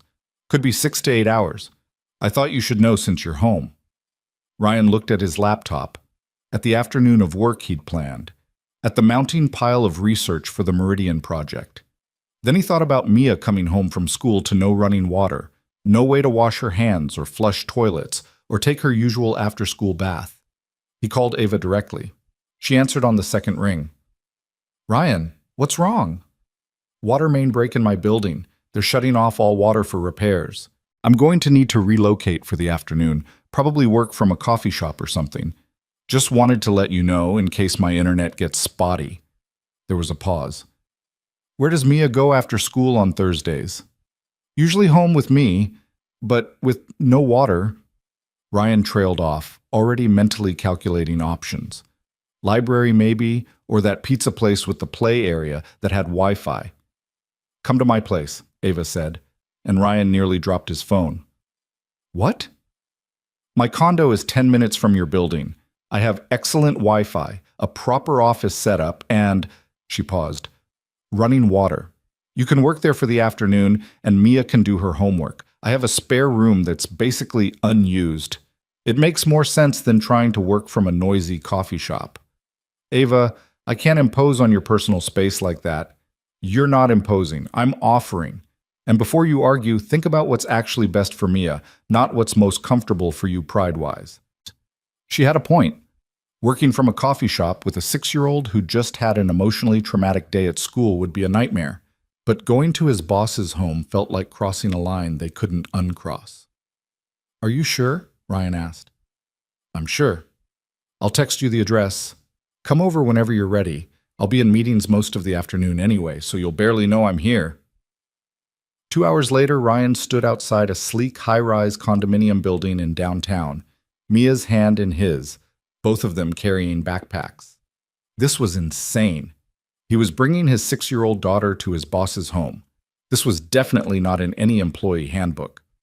Ava met them in the lobby, dressed more casually than Ryan had ever seen her at work. Dark jeans, a simple white blouse, her hair down. She looked younger, softer, more like the woman from the beach. Hi, Mia, Ava said, crouching to the little girl's level. Remember me? Mia's face lit up. The castle lady. Daddy said we're going to your house. My condo, yes. It's not as exciting as the beach, but I do have a pretty good view. Want to see? Mia nodded enthusiastically, and Ava led them to the elevator. Her place was on the 15th floor, a corner unit with floor-to-ceiling windows overlooking the city. It was beautiful, all clean lines and modern furniture, carefully curated art on the walls. But it also felt somewhat sterile, like a showroom rather than a home. There were no personal photos, no mess, nothing out of place. Wow, Mia breathed, running to the windows. You can see everything. Daddy, look. It's beautiful, Ryan said to Ava. Thank you for letting us invade your space. It's hardly an invasion. I'll be honest, this place could use some life in it. It's too... Ava gestured vaguely. Perfect. Sometimes I feel like I'm living in a hotel. She showed Ryan to the spare room, a small office with a desk, ergonomic chair, and a view that rivaled the executive floor at Sterling and Associates. Make yourself comfortable. Wi-Fi password is on that sticky note. Kitchen is fully stocked if Mia gets hungry. I'll be in my office down the hall if you need anything. Ms. Sterling, Mia piped up, can I draw you another dragon, princess? I brought my good markers. Ava's entire face softened. I would love that, Mia. That would be the perfect thing to brighten up this place. Ryan worked for the next 2 hours while Mia alternated between homework and elaborate drawings at the dining room table. Every so often, he'd hear Ava's voice from her office, crisp, professional, commanding during conference calls. Then she'd emerge to check on them, and the Ice Queen would melt into someone warmer, someone who asked Mia about her drawings and laughed at her running commentary. Around 5, Ava appeared with snacks, apple slices, crackers, cheese, juice boxes. Thought you two might be hungry. You didn't have to, Ryan started. I know I didn't have to. I wanted to. Ava sat down at the table where Mia was coloring. What are you working on, Mia? A picture of us building the castle, see? That's you, and that's Daddy, and that's me. And that's Sparkles the dragon watching over us. Ava studied the drawing, and Ryan saw her throat work with emotion. This is beautiful, Mia. Can I keep it? That's why I made it, for your house, so it's not so empty. Out of the mouths of babes, again. Ryan watched Ava's face cycle through surprise, recognition, and something that looked like pain. You're absolutely right, Ava said quietly. My house is too empty. This will help a lot. Thank you. At 6:30, building management texted that the water was back on. Ryan started packing up their things, but Mia had fallen asleep on Ava's couch, exhausted from the emotional weight of the past 2 days. Let her sleep a bit longer, Ava suggested. She looks so peaceful. They stood together, watching Mia sleep, and Ryan was struck by how domestic this felt. How natural, like they were partners, parents, people who fit together in ways he hadn't expected. Can I ask you something personal? Ryan said quietly. I've invaded your family crisis twice now. I think we're past the point of professional distance. Ava leaned against the doorframe, her arms crossed but her expression open. Why are you doing all this? The schedule changes, the project assignment, inviting us here, caring about Mia. You don't know us that well, and it's clearly outside your usual management style. Ava was quiet for a long moment, her eyes on Mia's sleeping form. When my mother died, my father changed. He became this efficiency machine. Everything scheduled, everything optimized. No room for emotion or mess or the complicated parts of being human. He thought that's what I needed. Stability, structure, predictability. And maybe it was at first. But I grew up in a house that was perfectly organized and utterly empty. There was no warmth, no spontaneity, no joy. Just schedules and obligations and the constant pressure to excel. She turned to Ryan, and her eyes were bright with unshed tears. I built this company in his image, efficient, ruthless, successful. And I built my life the same way. But then I met you and Mia on that beach, and I saw what I've been missing. You're exhausted and overwhelmed and barely holding it together, but you have something I don't. You have love. Real, messy, complicated love. And Mia looks at you like you hung the moon, not because you're perfect, but because you're present. Ryan felt his chest tighten. Ava, I don't know how to do this, she continued, her voice breaking slightly. How to be a person instead of a machine. How to care about people without seeing them as assets or resources. But I want to learn, and maybe, if you'll let me, I can practice with you and Mia. Maybe you can teach me how to build sandcastles and be okay with them being imperfect.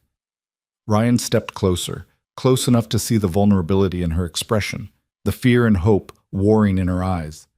"You're already doing it," he said softly. "Every accommodation you make, every time you choose people over profit, every moment you let yourself be human instead of perfect, that's you learning. And you're better at it than you think." Ava laughed, a wet sound. "I made an employee cry this morning because his market analysis was sloppy. I don't think I'm as reformed as you're suggesting." "Progress, not perfection," Ryan said, echoing the words he told Mia every night. "That's all any of us can aim for." They stood there in the dimming light of early evening, two broken people finding unexpected wholeness in each other's company. And when Ava reached out and squeezed Ryan's hand, just once, just briefly, it felt like a promise. Like the beginning of something neither of them had known they needed. When Mia woke up, she insisted on giving Ava her dragon princess drawing before they left. Ava taped it to her refrigerator immediately, the splash of childish color absurdly out of place in her pristine kitchen, and somehow making everything better. "Thank you," Ryan said at the door, "for all of this, for seeing us." "Thank you for letting me," Ava replied. "Same time next week? Saturday at the beach?" "We'll be there," Ryan promised. As he and Mia rode the elevator down, his daughter asked, "Daddy, do you think Miss Sterling is lonely?" Ryan thought about that empty condo, that perfect sterile space, the woman who'd built walls so high she'd forgotten what it felt like to let people in. "Yeah, sweetie, I think maybe she is." "Then we should be her friends. Friends help when you're lonely." "You're absolutely right," Ryan said, pulling Mia close. "Friends help when you're lonely. And I think maybe we all need friends right now." That night, after Mia was asleep, Ryan found a text from Ava.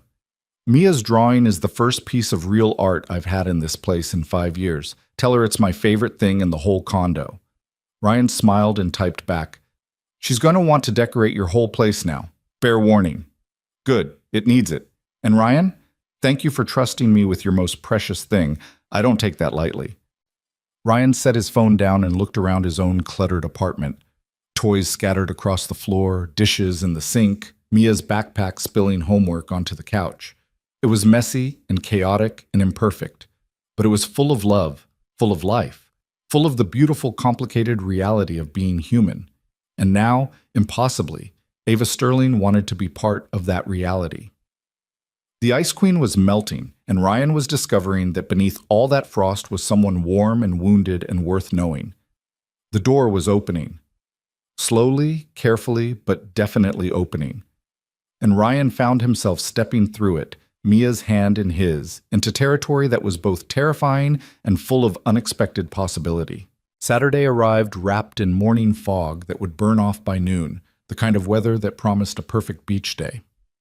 Ryan woke early out of habit, then realized with a start that he'd actually slept 7 hours straight. 7 hours. When had that last happened? He lay in bed for a moment, listening to the quiet apartment, feeling something unfamiliar settle in his chest. It took him a moment to identify it. Anticipation. Not the anxious, dreading kind that usually preceded his days, but the excited kind. The kind that made him want to get up and start the day. Mia was already awake, sitting on her bed surrounded by her stuffed animals, clearly giving them some kind of important lecture. Ryan leaned against the doorframe, watching. "And when we get to the beach," Mia was telling a bedraggled stuffed rabbit, "you have to be very polite to Ms. Sterling because she's Daddy's friend, and she's learning how to not be lonely anymore. That's a very important job, and we have to help." Ryan's throat tightened. 6 years old and already more emotionally intelligent than half the adults he knew. "Morning, Mia Bean," he said, making his presence known. "Giving your friends the beach safety talk?" Mia looked up, her face serious. "Mr. Floppy was worried that Miss Sterling might be scary because she's your boss. But I told him she's actually really nice and she likes dragons, and she lets me color at her house. So he's not worried anymore." "That's good. Mr. Floppy should definitely not be worried." Ryan sat on the edge of her bed. "Are you excited about today?" "So excited. Can we make an even bigger castle this time, with a whole kingdom, and a moat with real water, and maybe Ms. Sterling can be the queen of the castle because queens are in charge, and she's good at being in charge." Ryan laughed. the sound coming easier these days. We'll see what we can build. Now come on, let's get breakfast. We need to leave by 10:30. They made the drive to Clearwater Beach with the windows down, warm air rushing through the car, Mia singing along to the radio with complete disregard for the actual lyrics. Ryan found himself humming along, that thing Mia had noticed, and he didn't try to stop it. Ava was already there when they arrived, sitting on a beach blanket in the same spot where they'd accidentally met 3 weeks ago. She'd traded her corporate armor for denim shorts and a loose linen shirt over her bathing suit, her hair in a ponytail, sunglasses perched on her head. She looked relaxed in a way Ryan was beginning to recognize. The version of Ava that existed outside the office, the one who was still learning how to simply be. "You brought the good shovels," Mia shrieked, spotting the bright orange construction tools next to Ava's bag. She took off running before Ryan could even grab their beach gear from the car. By the time Ryan made it to the blanket, Mia was already showing Ava her collection of shells from the last visit, carefully preserved in a sandwich bag. "This one is for the Queen's crown," Mia explained, holding up an iridescent piece. "And this one is for the treasury because it's shaped like a coin." "Those are excellent choices," Ava said seriously. Every good kingdom needs a well-planned treasury. Ryan set down their bags and met Ava's eyes over Mia's head. Something passed between them, a warmth, an understanding, a shared amusement at his daughter's elaborate world-building. "Hey," Ryan said, suddenly feeling oddly shy. "Thanks for coming." "Thanks for inviting me back," Ava replied. "I've been looking forward to this all week. Is that pathetic, that the highlight of my week is building sandcastles with a 6-year-old? If it's pathetic, then I'm pathetic too. This is the highlight of my week as well. Come on." Mia grabbed both their hands, tugging them toward the water's edge. "We have to start building before the sun gets too hot and the sand gets too dry." The next 2 hours passed in a blur of construction, negotiation, and creative problem-solving. They built not just a castle, but an entire kingdom, towers and walls, a moat that actually held water for almost 10 minutes before the sand absorbed it, a bridge made from driftwood, elaborate shell decorations, even a flag fashioned from a napkin and a stick. Mia directed operations like a tiny general, assigning tasks and inspecting work with a critical eye. "Daddy, that wall is leaning. It needs more support. Ms. Sterling, can you make the North Tower taller? It has to match the South Tower, or the whole thing looks wrong." "She's very particular," Ryan said apologetically as he reinforced the questionable wall. "She's right," Ava said, carefully adding sand to the North Tower. "Symmetry matters in architecture, even sand architecture." "You're encouraging her perfectionism," Ryan pointed out, but he was smiling. "Is it perfectionism, or is it having standards?" Ava asked, and there was something in her tone, a self-awareness, a gentle mockery of her own tendencies. "I'm learning to tell the difference." They worked in comfortable silence for a while, the sounds of the beach washing over them, waves, seagulls, children laughing, the distant beat of someone's music. Ryan found himself stealing glances at Ava, watching the way the sunlight caught in her hair, the way she bit her lip when she was concentrating, the way she laughed at Mia's running commentary about the kingdom's elaborate political structure. "The dragon is the royal advisor," Mia was explaining, placing a stick figure she'd made from seaweed in a position of prominence. "He doesn't do the boring paperwork like taxes. He helps make the big decisions about keeping people safe and happy." "That sounds like a good system," Ava said. "Leaders need advisors who tell them the truth, even when it's uncomfortable." "Do you have advisors?" Mia asked with that blunt childhood curiosity that bypassed all social filters. Ava paused, considering the question seriously. "I have employees who give me information and recommendations, but I'm not sure I've been very good at listening to them. I think I've spent a long time believing I had to make all the decisions alone, because asking for help meant being weak." "That's silly," Mia declared. "Even princesses need help. That's why they have friends and dragons and magic horses." "You're absolutely right," Ava said softly. "That is silly. I wish someone had explained it to me using princesses and dragons years ago. It might have saved me a lot of mistakes." Ryan watched this exchange, his heart doing something complicated in his chest. Ava was being vulnerable in a way that couldn't have been easy for her, opening up to a child with an honesty that most adults couldn't manage. My daddy needs help sometimes too, Mia continued, oblivious to the emotional weight of the conversation. He gets really tired from work and taking care of me, but he says asking for help isn't giving up. It's being smart. Right, Daddy? Right, Ryan managed, his voice rough. It's definitely being smart. Then maybe you two can help each other, Mia suggested with the simple logic of childhood. Like adventure partners. That's what me and Emma do at school. When something is too hard for one person, we do it together. Adventure partners. Ryan met Ava's eyes across their sand kingdom, and something sparked between them. Recognition, possibility, the acknowledgement that maybe they were already becoming exactly that. I think that's an excellent idea, Mia, Ava said. Your daddy and I could definitely be adventure partners. Good. Mia beamed. Now let's add the stables. Every kingdom needs horses. They spent another hour on the kingdom, then Mia declared it was swimming time. Ryan stayed on the blanket watching while Ava, to his surprise, volunteered to take Mia to the water. Are you sure? Ryan asked. She's a strong swimmer, but she's also fearless, which is a dangerous combination. I've got her, Ava said. Then more quietly, if you trust me with her. It was a loaded question, Ryan realized, not just about swimming supervision, but about something bigger. Did he trust Ava Sterling, the ice queen, the corporate legend, the woman who'd been a stranger a month ago, with his most precious person? I trust you, Ryan said, and meant it completely. He watched them wade into the gentle waves, Mia holding Ava's hand, chattering constantly. Ava listened with patient attention, responding to Mia's endless questions about ocean currents and fish and whether mermaids were real. At one point, a larger wave came and Mia shrieked with delight, jumping into it. Ava laughed, that same bright, genuine laugh from their first beach day, and jumped too. Ryan pulled out his phone and took a photo. Not to document or prove anything, just to capture this moment. Two people he was coming to care about, silhouetted against the sun and sea, finding joy in simple things. After swimming, they had the lunch Ryan had packed, sandwiches and fruit and chips, nothing fancy but shared with the kind of easy companionship that felt increasingly natural. Mia ate half a sandwich before falling asleep on the blanket, exhausted from sun and activity, her head on Ryan's leg. Ava stretched out on her towel, her eyes closed against the bright sky. This is nice, she said quietly.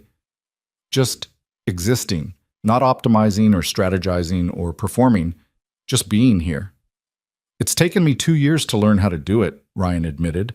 After Jennifer left, I went into overdrive. Work harder, be better, prove I could handle everything. I turned into this anxious, exhausted version of myself.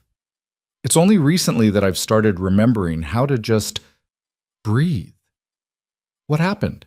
Ava asked, then quickly added, You don't have to talk about it if you don't want to. Ryan looked down at Mia's sleeping face, so peaceful, so trusting. Jennifer left when Mia was 4. Just came home one day and said she couldn't do it anymore. Couldn't be a wife, couldn't be a mother, couldn't be trapped in a life that felt too small. She'd met someone else, someone exciting, someone who didn't have a kid and a mortgage and all the boring responsibilities of adult life. Ava opened her eyes, turning her head to look at him. I'm sorry. That must have been devastating. The worst part wasn't her leaving me, Ryan continued, the words coming easier than he'd expected. It was watching her walk away from Mia, our daughter who she'd carried for 9 months, who she'd claimed to love. She just opted out. Moved to California with her new boyfriend. Sends a card on Mia's birthday, calls maybe once every few months. Acts like being a mother is something she can pick up and put down when it's convenient. Does Mia understand? Ava asked gently. As much as a 6-year-old can. She knows mommy lives far away and has a new life. She doesn't fully grasp that her mother chose to leave, chose to be absent. I don't know how to explain that in a way that won't break her heart. Ryan's voice cracked slightly. I'm terrified of the day she's old enough to understand the rejection, to internalize it as something wrong with her rather than something wrong with Jennifer. Ava sat up, reaching over to squeeze his hand. You're a good father, Ryan. Better than good. Mia knows she's loved. That's what will matter when she's older and processing all this. She'll remember that you stayed, that you showed up every single day, that you built sandcastles and packed lunches and made her feel like the center of your world. I hope so, Ryan said. I really hope so. They sat in silence for a moment, hands still connected, Mia sleeping between them. It felt significant, this quiet intimacy, the sharing of wounds and fears. My father died thinking I was disappointed in him, Ava said suddenly. We'd had a fight about my career. I'd just landed my first major client, and I wanted to celebrate. But he was exhausted from a double shift at his job, and he said he couldn't make dinner. I told him. She paused, her voice thick. I told him that I'd worked hard to make him proud, and the least he could do was show up for me. I was 25 and selfish, and I didn't understand that he'd given everything for me. He died 3 days later. Heart attack at work. And those were the last real words I said to him. Ryan turned his hand over, lacing his fingers through hers. Ava, he knew you loved him. One fight doesn't erase a lifetime. But it's what I carry, that moment of cruelty, of not seeing his sacrifice. It's why I push so hard now, why I can't accept less than perfection from myself, because I was imperfect when it mattered most, and I can't ever fix it. You're fixing it now, Ryan said firmly. Every time you choose compassion over criticism, every time you prioritize people over profit, every time you build sandcastles and mean it, you're honoring him. You're becoming the person he raised you to be. Ava's eyes were bright with unshed tears. How do you do that? Make everything feel fixable? Because it is fixable. Not the past. We can't change that. But the present, the future, the people we're becoming, that's all still in motion. We get to choose. Mia stirred, mumbling something about dragons before settling back into sleep. Ava looked at her, then at Ryan, and something shifted in her expression. Something tender and terrified and hopeful all at once. I don't know how to do this, Ava whispered. Whatever this is becoming, I don't have a framework for it. I can strategize a corporate merger, but I don't know how to be part of someone's life without trying to control or optimize it. You're already doing it, Ryan assured her. You're here, aren't you? You're showing up. That's all any of us can do. The afternoon drifted into evening, that golden hour when the sun started its descent and the beach took on a magical quality. Mia woke up refreshed and demanding ice cream, a tradition that was apparently now non-negotiable. They walked to the stand together, and Ryan felt the rightness of it. The three of them in a row, Mia in the middle, holding both their hands, swinging between them with delighted giggles. This is my daddy, and my Ms. Sterling, Mia announced to the ice cream vendor, a teenager who looked thoroughly uninterested. We're adventure partners, and we build the best sandcastles on the whole beach. That's cool, kid, the teenager said, handing over 3 cones. That'll be $12. Ryan reached for his wallet, but Ava was faster. I've got this. You don't have to. I know I don't have to. I want to. Ava handed over a 20. Keep the change. They sat at the same picnic table as before, and Mia immediately launched into a detailed plan for their next beach day. Next time we should bring materials for a bigger castle, and maybe we can stay later and see the sunset. And Miss Sterling, you should bring your computer so you can show Daddy how to do the work stuff better, because he's always stressed about the work stuff. Mia, Ryan said warningly, that's not... Actually, Ava interrupted, that's not a bad idea. Ryan, what if we scheduled regular working sessions? Not at the office, somewhere less formal. We could tackle the Meridian project together, and I could mentor you through some of the strategic planning frameworks that don't get taught in the usual analyst track. Ryan stared at her. You want to give me private mentoring sessions? I want to invest in talent. You're good at what you do, Ryan, but you've been limited by the systems we have in place. Systems I created, admittedly. If I can help you develop faster, why wouldn't I? Because it's extra work for you. Because you don't owe me anything beyond what's already in my job description. Ava set down her ice cream, giving him her full attention. What if I'm not doing it because I owe you? What if I'm doing it because I want to? Because investing in you feels less like work and more like something I choose to do with my time? The weight of that statement settled over them. This was more than professional development. This was Ava making space in her carefully controlled life for something unplanned, something that couldn't be quantified in quarterly reports. Okay, Ryan said softly. I'd like that. Thank you. Good. Ava smiled, that warm, genuine expression that transformed her entire face. We'll start next week. Tuesday evenings, after Mia's bedtime. My place or yours, whichever works better. Yours has better Wi-Fi and running water that doesn't randomly shut off, Ryan pointed out, and they both laughed at the memory of the water main incident. As the sun began to set, they packed up their beach gear and walked back to the parking lot. Mia was tired but happy, sand everywhere despite Ryan's best efforts to brush it off. At their cars, there was a moment of hesitation, that awkward transition point where the day ended and regular life resumed. "Thank you for today," Ava said, addressing both of them but her eyes on Ryan.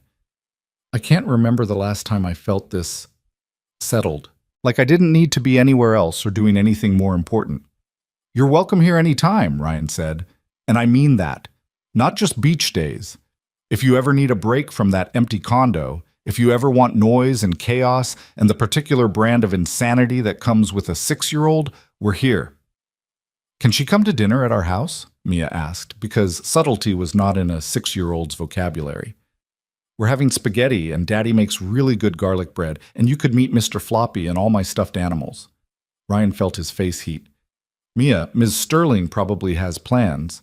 "I don't," Ava said quickly. "I don't have plans, and I would love to meet Mr. Floppy and have spaghetti, if the invitation is genuine." Ryan looked at her, at the hope and nervousness in her expression, at the way she was trying so hard to be part of something normal and human. "The invitation is genuine. Come over. Fair warning, my apartment is nothing like your condo. It's small and cluttered, and there's probably Legos on the floor that will attack your feet." "That sounds perfect," Ava said, and meant it. An hour later, Ava stood in Ryan's apartment, taking in the organized chaos that defined their life. Mia's drawings covered the refrigerator. Toys were scattered across the living room, despite Ryan's frantic attempt to tidy up during the drive home. The furniture was mismatched and well-worn, nothing like the designer pieces in Ava's pristine space. "I know it's not much," Ryan started, but Ava cut him off. "It's wonderful. It's a home. An actual home where people live and make messes and don't worry about maintaining perfection." She picked up a photo from the shelf, Ryan and Mia at what looked like a birthday party, both of them laughing, cake smeared on Mia's face.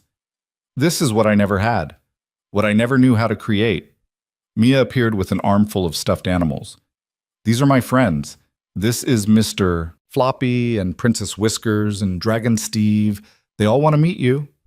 Ava sat on the floor in her nice clothes, and let Mia introduce her to each stuffed animal, listening to their elaborate backstories with complete seriousness. Ryan watched from the kitchen while preparing dinner, his heart doing that complicated thing again. This was dangerous territory.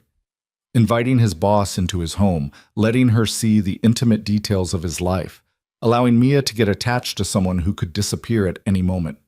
The logical part of his brain was screaming warnings.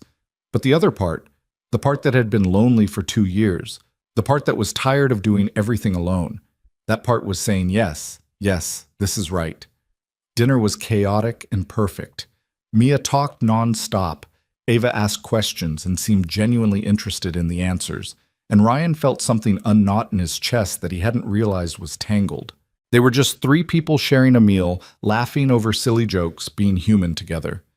After dinner, Mia insisted on showing Ava her room, the purple walls Ryan had painted last year, the bookshelf overflowing with stories, the art supplies that had taken over every available surface. Ava examined everything with the same focused attention she brought to client presentations. "This is the castle I made at school," Mia said, pointing to a shoebox structure covered in glitter and pipe cleaners.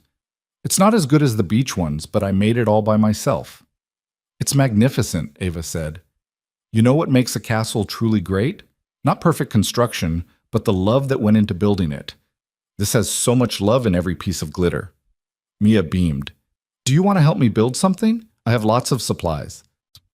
And so Ava Sterling, CEO of Sterling & Associates, terror of boardrooms, the woman who'd made executives cry, sat on the floor of a 6-year-old's bedroom and made elaborate art projects out of construction paper and googly eyes. She glued and cut and listened to Mia's rambling stories with infinite patience.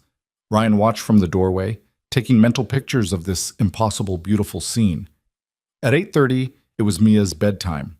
She negotiated for just 5 more minutes, 3 times before finally accepting the inevitable.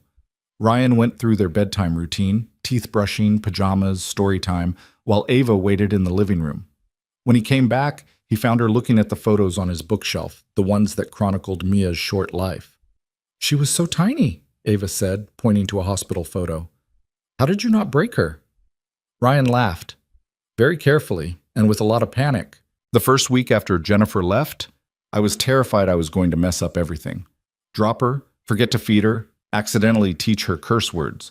But you figure it out. You learn what their different cries mean, what soothes them, how to function on 2 hours of sleep.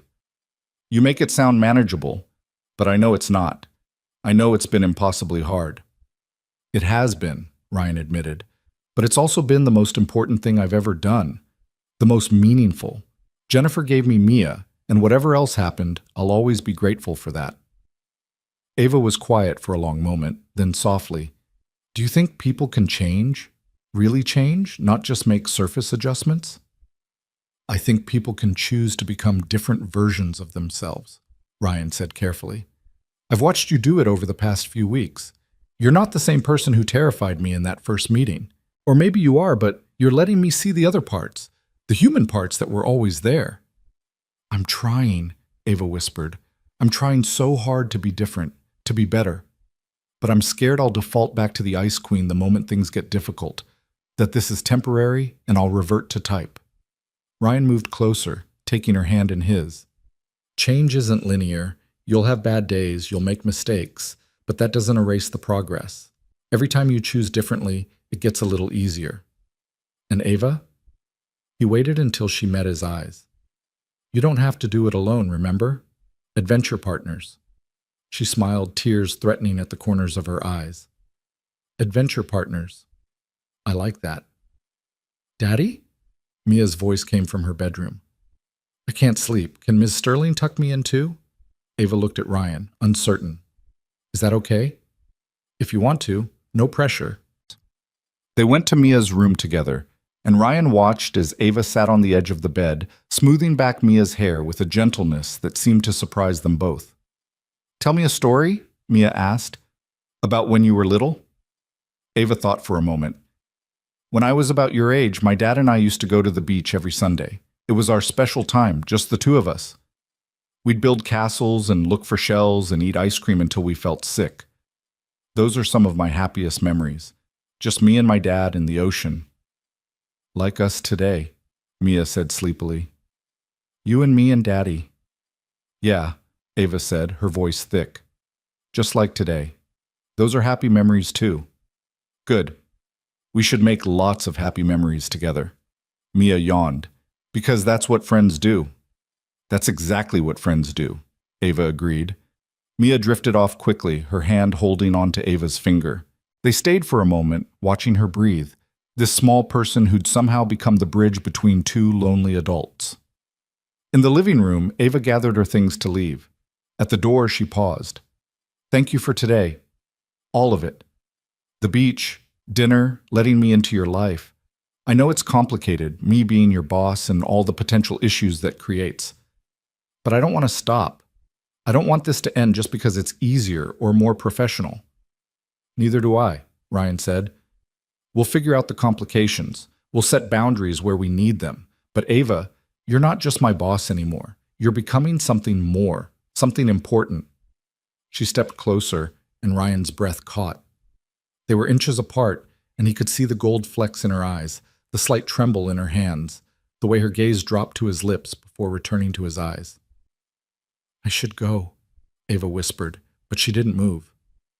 "Yeah," Ryan agreed, also not moving. The moment stretched, electric and terrifying and full of possibility. Then Ava squeezed his hand once, quickly, and stepped back. "Tuesday night," she said. "Working session. Your place or mine?" "Yours," Ryan managed. "Mrs. Chen can watch Mia." "It's a date." Ava paused at her own words. "A work date. A professional meeting, not a date. "Right. Definitely professional." Ryan was smiling despite himself. Though if there happened to be wine involved, that would be very unprofessional. "Completely inappropriate." "I'll bring wine," Ava said, and there was mischief in her eyes now, a lightness that Ryan was learning to treasure. After she left, Ryan leaned against the closed door, his heart racing. This was happening. Whatever this was, it was actually happening. The Ice Queen was melting, and he was right there in the warmth of it, and it was terrifying and wonderful and absolutely nothing like he'd planned. His phone buzzed with a text. Made it home. Tell Mia that Mr. Floppy is now my second favorite thing in your apartment. The Dragon Princess drawing is still first, but it's a close competition. Thank you for today. For everything. A. Ryan typed back. Second favorite thing in the apartment? What's first? And you can't say the dragon drawing. I already told you that's not allowed. 3 dots appeared immediately, disappeared, reappeared. That information is classified. Ask me again in a few weeks when I'm braver. Ryan smiled at his phone like a teenager. I'll hold you to that. Sleep well, Ava. You too, Ryan. Sweet dreams about perfectly symmetrical sand castles and 6-year-old architectural critics. He went to bed that night with a lightness in his chest that felt like hope. Real hope. Not the desperate kind that came from wishing for impossible things, but the grounded kind that came from watching impossible things slowly become real. In her condo across town, Ava stood at her window looking out at the city lights, Mia's Dragon Princess drawing in her hand. For the first time in years, her perfect empty space didn't feel like an achievement. It felt like what it was, a carefully constructed prison she'd built to keep the mess of human connection at bay. But tonight, she'd sat on a cluttered floor and made art with a child. She'd eaten imperfect spaghetti at a mismatched table. She'd tucked in a 6-year-old and felt something crack open in her chest that she'd thought was sealed forever. She was terrified. She was hopeful. She was changing. And for once in her carefully controlled life, Ava Sterling was okay with not knowing exactly how the story would end. She was learning to build castles that didn't need to last forever, to find beauty in imperfection, to let people in even when it felt dangerous. She was learning to be human. And maybe, just maybe, she was learning to be happy. The weeks that followed took on a rhythm that felt both thrilling and terrifyingly natural. Tuesday and Thursday evenings became sacred. Ryan would drop Mia with Mrs. Chen, drive to Ava's condo, and they would work on the Meridian project while drinking wine and talking about everything except work. Friday afternoons, Ava started leaving the office at 4, meeting Ryan and Mia at various parks around the city. Saturdays were beach days, always, rain or shine. The office noticed, of course. How could they not? The Ice Queen was smiling more. Ryan Cole was walking with his shoulders back instead of hunched in perpetual anxiety. They left together sometimes, her black Tesla and his beat-up Honda pulling out of the parking garage in tandem. The gossip started quietly. Whispers in break rooms, speculation over coffee. Marcus cornered Ryan one afternoon in late August, his expression caught between concern and curiosity. Dude, what's going on with you and Sterling? And don't say nothing, because the entire 7th floor has noticed something. Ryan felt his face heat. We're working on a project together, the Meridian account. She's mentoring me through some advanced strategy frameworks. At her place, on weekends? Ryan, come on, I'm your friend. You can tell me. Could he? Ryan wasn't even sure what to tell himself. What were he and Ava doing? They hadn't kissed, hadn't defined anything, but there were moments. Her hand brushing his when reaching for the same document, the way she looked at him when she thought he wasn't watching, the text messages that came late at night about nothing important and everything important simultaneously. We're friends, Ryan said finally. She's been incredibly supportive about my situation with Mia. We spend time together outside of work. That's all. That's all, Marcus repeated skeptically. The Ice Queen who's never been friends with anyone is suddenly spending her free time with you. Sure, totally normal. People change, Marcus. People don't change that much unless... Marcus's eyes widened. Oh my God, you're in love with her, and she's in love with you. This is insane. This is the plot of a rom-com. This doesn't happen in real life. I'm not... Ryan stumbled over the denial and Marcus laughed. You can't even say it convincingly. Does she know? Have you told her? There's nothing to tell, Ryan insisted, but the words felt hollow even to his own ears. Because the truth was, he was falling, hard, for the woman who'd accidentally revealed her humanity on a beach, and then kept revealing it, layer by layer, every time they were together. The woman who listened to Mia's endless stories with genuine interest. The woman who was learning to be soft while still being strong. But saying it out loud, admitting it, would make it real. And real meant risking everything. His job, his stability, Mia's growing attachment to Ava. Real meant vulnerability. And Ryan had spent 2 years building walls to protect himself and his daughter from exactly that kind of pain. That evening was a working session at Ava's place. Ryan arrived at 7, armed with Thai takeout and the latest market analysis for Meridian. Ava opened the door in jeans and an oversized sweater, her hair down, her feet bare. She looked young and unguarded, and Ryan's heart did that painful squeeze it had been doing more and more lately. "I have news," Ava said, barely waiting for him to set down the food. "The Meridian team loved our preliminary strategy. They want to move forward with implementation, and they specifically requested that you and I lead the project through completion. Ryan, this is huge. This is the kind of account that makes careers." Ryan felt a surge of excitement and terror. "That's amazing. When do we start?" "Full implementation begins in October. 6-month timeline, significant client interaction, executive presentations." Ava was pacing now, energy radiating off her. "And here's the thing, they want us to present to their board next week. Both of us, together. This is your chance to prove you belong in the senior analyst tier. This is everything we've been working toward." "Next week," Ryan repeated. "How much prep time are we talking?"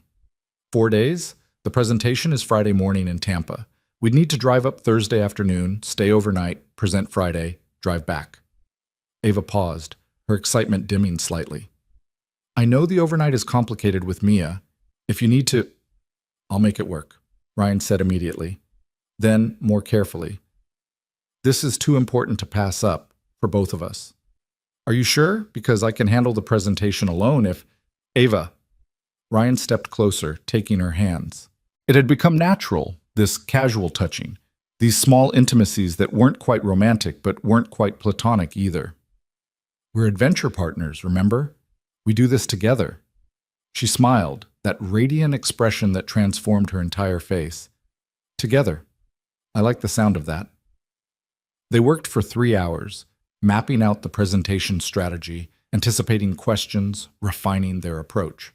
The wine flowed, the conversation drifted from professional to personal and back again.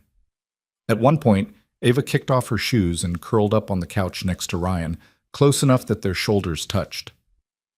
"Can I ask you something?" Ava said during a lull, her voice soft. "And you can tell me if it's too personal. After everything we've shared, I don't think anything is too personal anymore. Do you ever think about dating again, finding someone to share your life with?"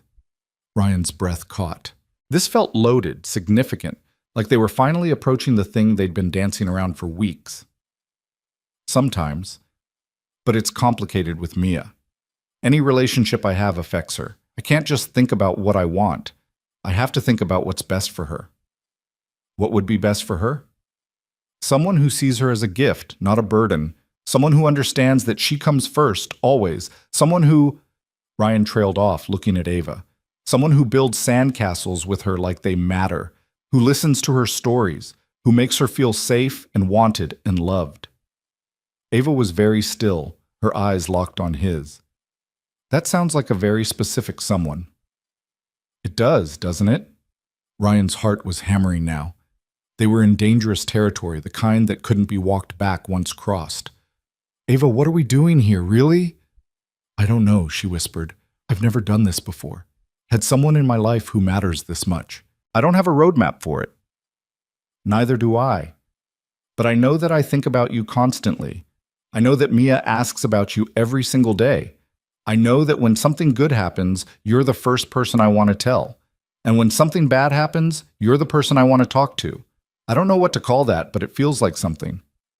"It feels like something to me too," Ava admitted. "Something terrifying and wonderful and completely outside my control. I'm falling for you, Ryan. For both of you.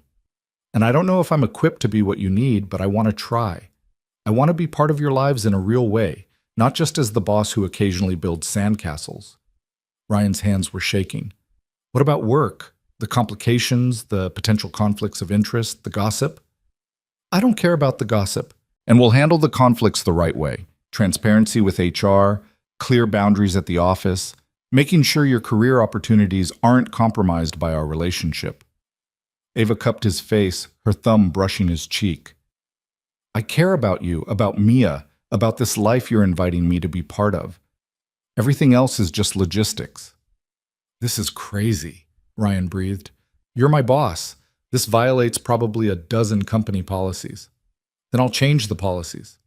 Ryan, I've spent 15 years building a company and forgetting to build a life. You and Mia are showing me what I've been missing. I don't want to miss it anymore. I don't want to be alone in this perfect empty condo wondering what it would feel like to be part of something messy and real and human. They were inches apart now, and Ryan could feel the heat of her breath, see the vulnerability in her eyes, sense the magnitude of this moment. If we do this, there's no going back. We can't just be boss and employee again. We can't unknow what this feels like. I don't want to go back, Ava said. Do you? No, Ryan admitted. God, no. I want to go forward. I want to see where this leads. She kissed him. Finally, after weeks of almost moments and loaded glances and hands that touched but didn't quite hold, she kissed him, and it was soft and tentative and absolutely perfect. Ryan's hands found her waist, pulling her closer, and she made a small sound of surprise and pleasure that sent electricity through his entire body. When they finally broke apart, both breathing hard, Ava pressed her forehead to his. I've been wanting to do that for weeks. Why didn't you? Because I was scared of messing this up, of hurting you or Mia, of being too broken to deserve something this good. Her voice cracked slightly. I'm still scared.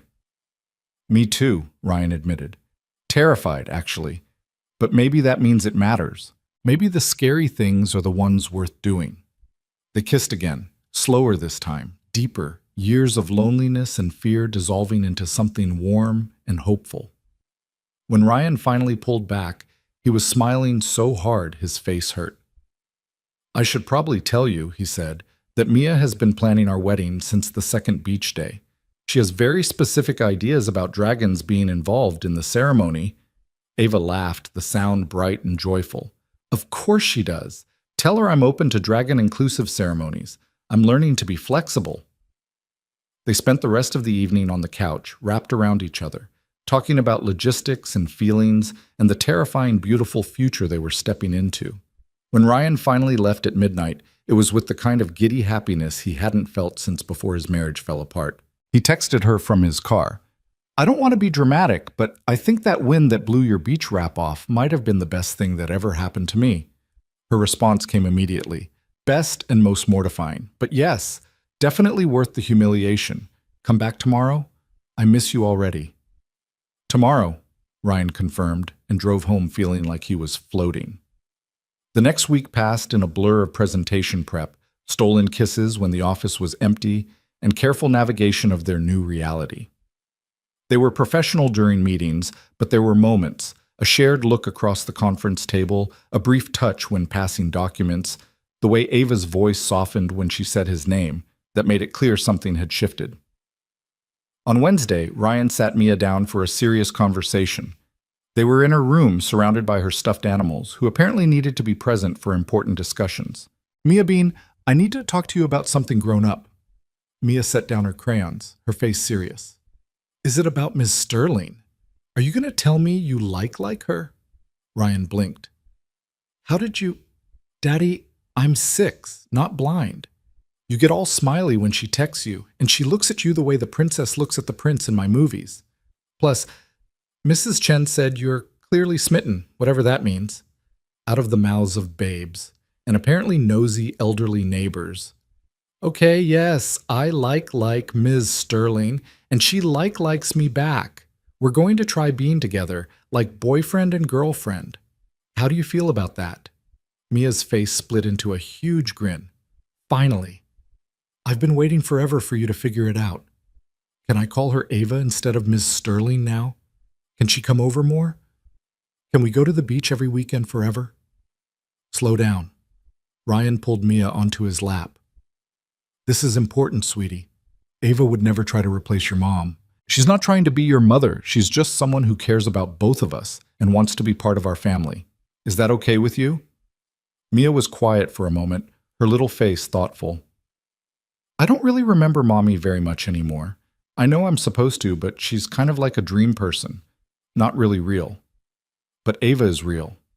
She shows up. She builds castles with me. She makes you happy. And you haven't been really happy in a long time. Ryan's throat tightened. I'm happy with you, baby. Always. I know, but it's a different happy. When Ava is around, you smile with your whole face, not just your mouth. And you should get to be whole face happy, Daddy. You deserve it. Ryan held his daughter close, overwhelmed by her emotional intelligence, her generosity, her ability to see what he needed, even when he couldn't see it himself. I love you so much, Mia Bean. You know that, right? I know, and I love Ava too. She's our adventure partner. That makes her family. Thursday afternoon, Ryan and Ava drove to Tampa for the Meridian presentation. The trip took 4 hours, and they spent it talking about everything and nothing. Childhood memories, favorite books, embarrassing moments, dreams for the future. Ava told stories about building her company from nothing, the failures and successes, the lonely years when work was all she had. Ryan shared memories of his father, his short-lived marriage, the terrifying early days of single parenthood. I was so angry at Jennifer for leaving, Ryan admitted as they merged onto the highway. Not just for abandoning me, but for walking away from Mia. What kind of mother does that? How do you create a life and then just opt out? I don't know, Ava said quietly, but I know that her loss is my gain. If she hadn't left, you wouldn't have been at that beach. That wind wouldn't have blown, and I'd still be alone in my empty condo convincing myself I was happy. Do you ever think about having kids? Ryan asked, or is it too late for that conversation? Ava was quiet for a long moment. I never thought I wanted them. I told myself I was too focused on my career, too selfish, too damaged by my own childhood. But being with Mia, I'm starting to understand what I was really afraid of. Not that I'd be a bad mother, but that I'd repeat my father's mistakes, work too much, be too absent, sacrifice connection for achievement. You wouldn't do that, Ryan said firmly. You're already choosing differently. Every time you leave work early, every time you prioritize people over productivity, you're breaking that pattern. Maybe, Ava said, or maybe I'm just borrowing someone else's family and pretending I know how to be part of it. You're not borrowing, Ava. You're building. With us. And yeah, it's scary and uncertain, but that's what makes it real. They checked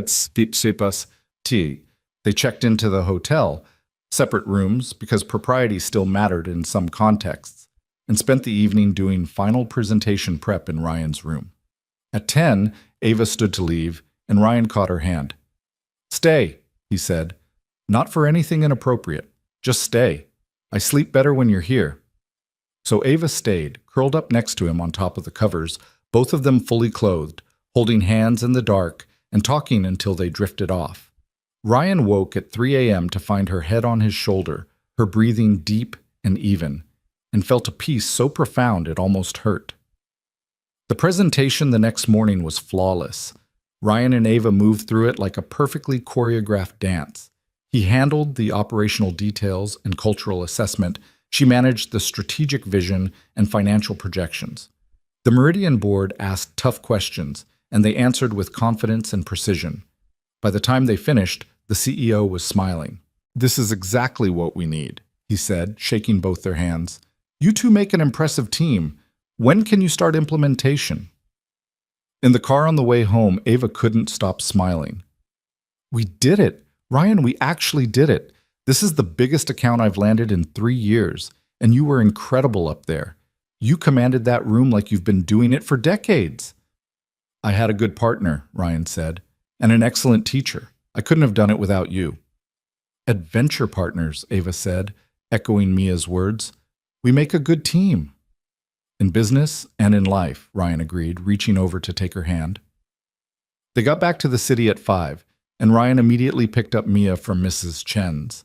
His daughter launched herself at him, then spotted Ava getting out of her car and ran to her too. Ava, you're back. Did you do good at the work thing? Daddy said you were going to impress important people. We did very good, Ava said, scooping Mia up. We impressed them so much they want us to help them for a whole 6 months. That's great. Can we celebrate? Can we go to the beach? Ryan checked his watch. It's almost 6, sweetie. Maybe tomorrow. Actually, Ava said, I have a better idea. What if we celebrate at my place? I have the ingredients for homemade pizza, and Mia could teach me how to make that dragon she's always talking about. And then maybe Ryan could stay over in the guest room, and tomorrow we could all go to the beach together, like a family weekend. Mia's eyes went wide. Really? A whole weekend together? Really? Ava confirmed, looking at Ryan for approval. If your dad says it's okay. Ryan felt emotion tighten his chest. This was it. The moment where casual dating became something more, where separate lives began to merge, where family stopped being just him and Mia and started including someone new. It was terrifying and perfect. I think that sounds amazing, Ryan said. They spent the evening at Ava's condo making pizza from scratch, flour everywhere, Mia's laughter echoing through spaces that had been silent for too long. They ate on the floor because Mia insisted it was more fun that way. They watched a movie curled up on the couch, Mia wedged between them, falling asleep halfway through with her head on Ava's lap. Ryan carried his daughter to Ava's guest room, the one that was slowly accumulating Mia's drawings, and a few spare clothes and a stuffed animal that had been accidentally left behind on a previous visit. He tucked her in, kissed her forehead, and found Ava watching from the doorway with an expression so tender it made his breath catch. This could be real, Ava whispered as they retreated to the living room. This could be our life. The three of us, building something together. It already is real, Ryan said, pulling her close. Every moment we've shared, every castle we've built, every time you've chosen us, it's all real. This is just us deciding to make it permanent. I'm not good at permanent, Ava admitted, her face pressed against his chest. I'm good at temporary, at keeping people at arm's length, at protecting myself from loss. What if I mess this up? What if I revert to the Ice Queen and push you both away? Then we'll remind you who you really are.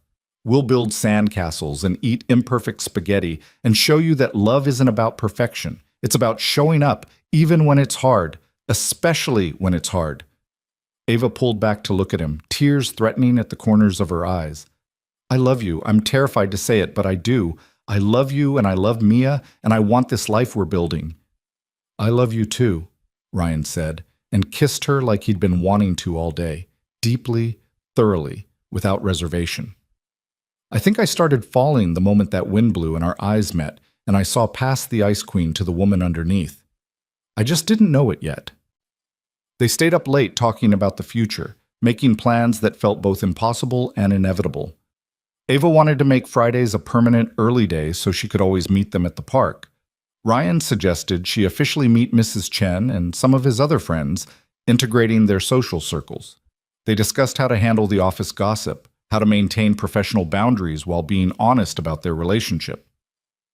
We'll need to file paperwork with HR, Ava said. Disclosure of relationship, potential conflict of interest documentation. I'll make sure you're assigned to other supervisors for performance reviews to maintain objectivity. That sounds complicated, Ryan observed. It is, but you're worth complicated. This is worth protecting. They fell asleep on Ava's couch, wrapped around each other, and woke to Mia standing over them with a mischievous grin. Are you two married now? Mia asked with the bluntness of childhood. Not yet, Ava said, pulling Mia up between them. But maybe someday if your dad asks me nicely and you approve the dragon-inclusive ceremony. I approve everything, Mia declared. Can we go to the beach now? Please, please, please. So they went to the beach, the three of them, just like that first accidental encounter 6 weeks ago. But this time, everything was different. This time, Ryan reached for Ava's hand without hesitation. This time, when they built castles, they built them as a family. This time, when the wind blew, it didn't reveal anything unexpected. It just carried the sound of their laughter across the sand. They built the biggest castle yet, a sprawling kingdom with multiple towers, elaborate defenses, and a dragon made from seaweed that Mia declared the royal protector. Other beachgoers stopped to watch, impressed by their construction. One older woman commented, "You have a beautiful family." Ryan opened his mouth to correct her, to explain that Ava wasn't Mia's mother, that this was new and undefined and complicated. But then he saw the way Ava was looking at Mia, the way she was patiently explaining structural engineering principles to a 6-year-old, the way she fit so perfectly into the spaces Jennifer had left empty. And he realized the woman was right. "Thank you," he said simply. "We really do." As the sun started to set, painting the sky in shades of orange and pink, they sat on their blanket watching the waves. Mia was building a smaller castle off to the side, giving the adults a rare moment of peace.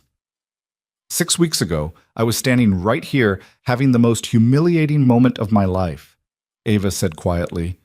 I wanted to disappear. I was sure I'd just destroyed my professional reputation and traumatized a poor employee who'd had the misfortune of seeing his boss topless.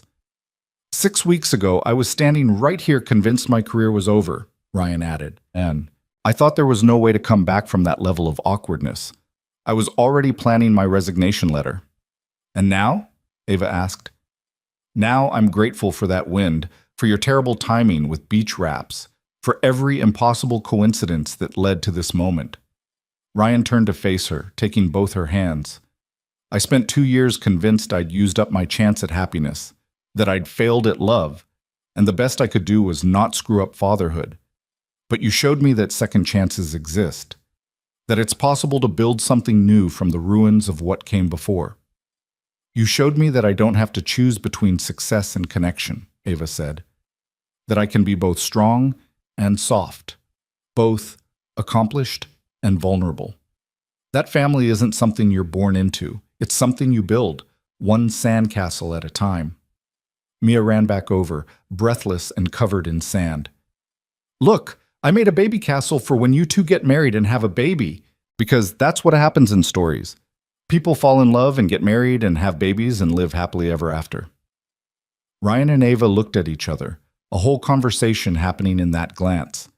They hadn't talked about marriage yet, not seriously, hadn't discussed babies or permanent futures or any of the big scary questions. But sitting there on the beach where it had all begun, with Mia looking at them with such hope and certainty, those questions didn't seem scary anymore. They seemed like possibilities, like promises waiting to be made. What do you think? Ava asked quietly, just for Ryan. Could you see that? A future with all of it? Marriage? Maybe another kid? Building a real family together? I can see it, Ryan said, his voice thick with emotion. I can see all of it. You, me, Mia, maybe a sibling for her down the road. Sunday mornings making pancakes, arguments about whose turn it is to do dishes, school plays and science fairs and teenage drama, all the messy, complicated, beautiful reality of building a life together. I want that, Ava whispered. All of it.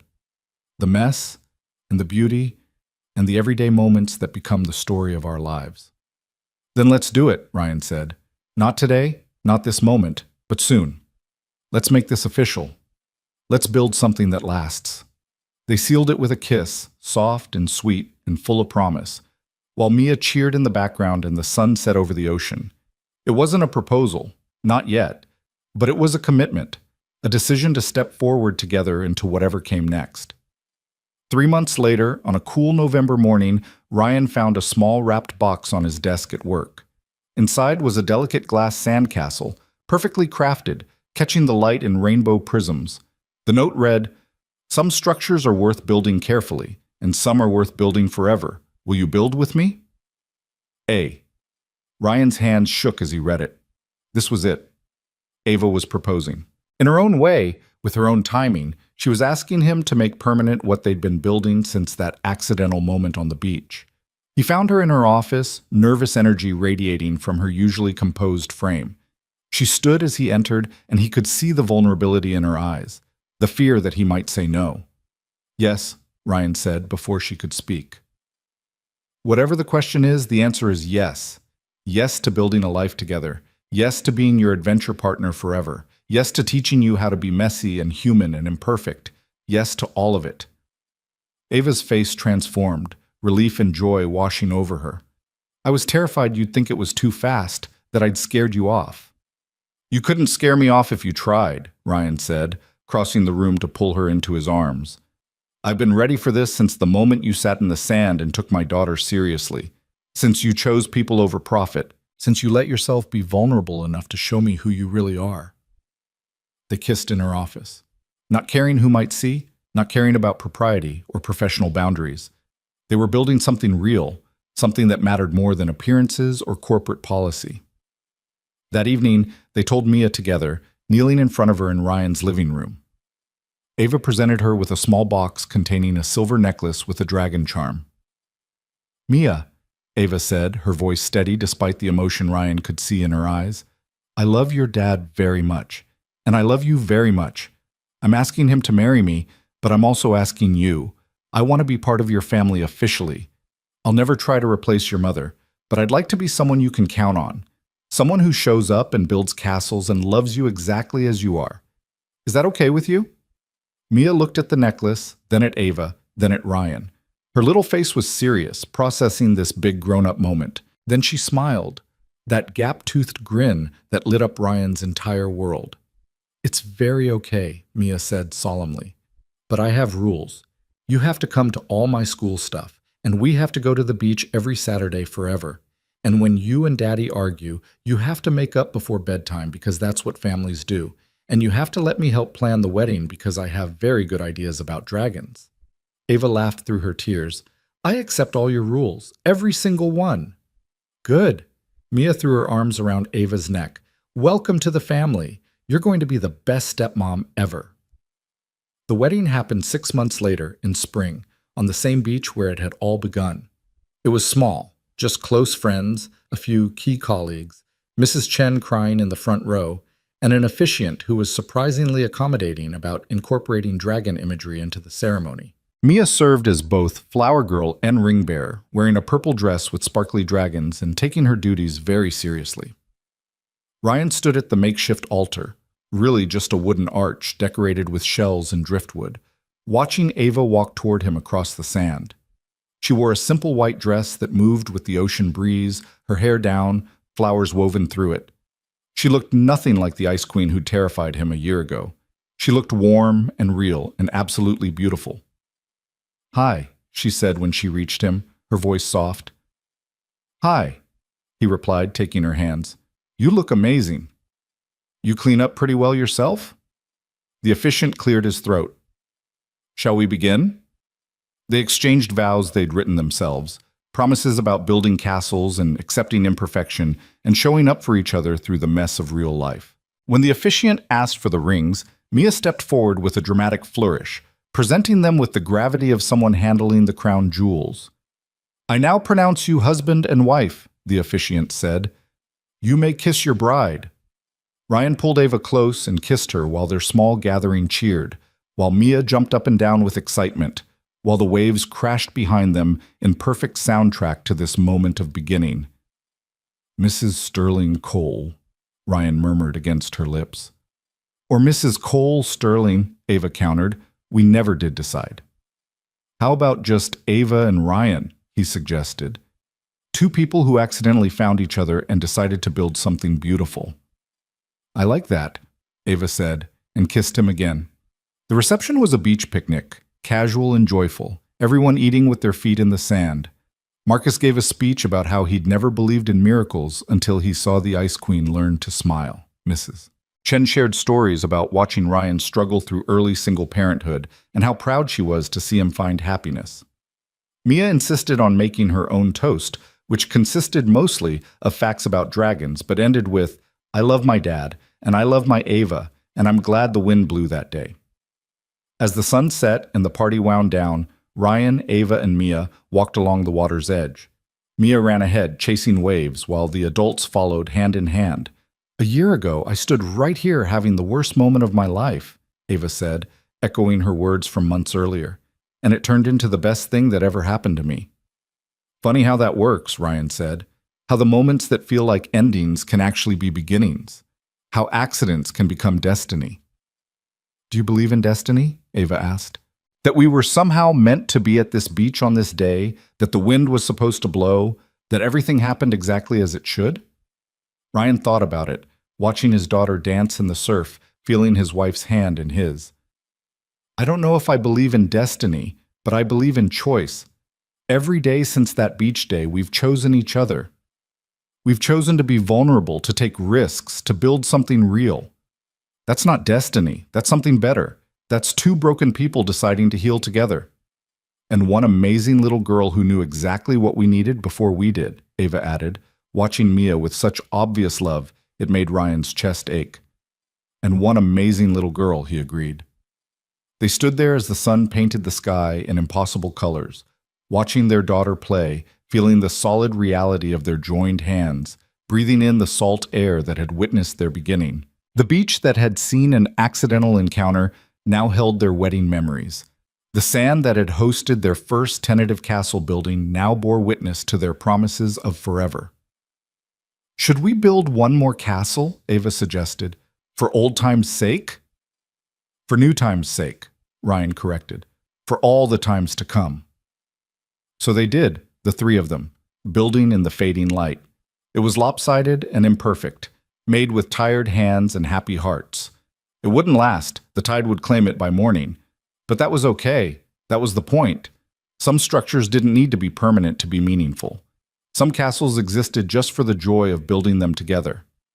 Mia placed a shell on the highest tower, the same iridescent piece she'd found on their first beach day, preserved through all these months. This is our family castle, she declared. It represents us. Imperfect but standing, Ryan said. Built with love, Ava added. And protected by dragons. Mia finished, placing her seaweed dragon figure in a position of honor. They took a photo, the three of them with their castle, the setting sun backlighting everything in gold. Years from now, this would be one of those pictures that captured a perfect moment, the joy, the love, the sense of having found exactly where they belonged. As they packed up their things and headed to the parking lot, Mia between them holding both their hands, Ryan thought about that morning a year ago. How he'd been drowning in responsibility and loneliness, convinced the best he could hope for was survival. How one gust of wind, one moment of mortification, one accidental glance had changed everything. The Ice Queen had melted. The struggling single dad had found partnership. The lonely little girl had gained someone who chose her every single day. And it had all started with the worst possible beginning, with embarrassment and awkwardness and the kind of moment you'd normally want to forget. But Ryan would never forget it. Never forget the way Ava's eyes had met his in that split second of horror. Never forget how that terrible moment had cracked open possibilities he'd never imagined. Never forget how the messiest beginnings sometimes became the most beautiful stories. As they drove home, Mia already asleep in the back seat, Ava reached over and took Ryan's hand. "Thank you," she said softly. For what? For seeing past the Ice Queen. For giving me a chance to be someone different. For your daughter, who taught me how to build castles and mean it. For this life we're making together. Thank you for staying that day, Ryan replied. For not running away after the wind incident. For building that first castle with us. For every choice since then that brought us here. Where would we be if you hadn't been at that beach that day? Ava wondered. You'd still be in your empty condo. I'd still be drowning in single parenthood. We'd both be surviving, but not really living. Ryan squeezed her hand. But we were at that beach. The wind did blow, and everything changed. Everything changed, Ava agreed. They drove through the Florida night, heading home. Not to separate spaces anymore, but to the house they'd just bought together. The one with a room for Mia, a home office they'd share, and enough space for all the messy, beautiful reality of their combined lives. The one with dragon drawings on the refrigerator and sand tracked through the hallway and the constant chaos of being a family. The one that was imperfect and loud and absolutely perfect. Behind them, the beach stretched empty under the stars, waves erasing the castle they'd built. But tomorrow, or next Saturday, or whenever the wind was right, they'd come back and build again. Because that's what families did. They built and rebuilt, over and over, finding joy in the impermanence, meaning in the process, love in every grain of sand placed with intention. The Ice Queen had learned to melt. The single dad had found partnership. The little girl had gained a family built on choice and love and the magical accident of being in the right place at exactly the right moment. And sometimes, on quiet evenings, when Ava stood at their bedroom window looking out at the city, She'd think about that gust of wind that had changed everything. That moment of vulnerability that had cracked open her carefully controlled world. That accidental beginning that had led to this intentional, chosen, forever kind of love. The wind had blown. Their eyes had met. And two lives that had been running parallel, never meant to intersect, had collided in the most unlikely way. Sometimes the wind knows exactly what it's doing. Sometimes the messiest moments create space for the most beautiful transformations. Sometimes love arrives exactly when you're not looking for it, wearing the most unexpected face, bringing with it not just romance, but healing and wholeness, and the reminder that it's never too late to start building something new. And sometimes, a little girl's certainty that adults are making everything too complicated is exactly right. Sometimes the rules are simple. If you like someone and they like you, you should be friends. And if you're very lucky, those friendships become families. Those families become home. And that home becomes the foundation for every beautiful thing you'll build together. The castle on the beach was gone, claimed by the tide as all temporary structures must be. But the kingdom they'd built, in their hearts, in their home, in their daily choice to show up for each other, that was permanent, that was real, that would last. And it had all started with one impossible, mortifying, absolutely perfect accident on a beach in Florida, when the wind blew and everything changed, the end and the beginning,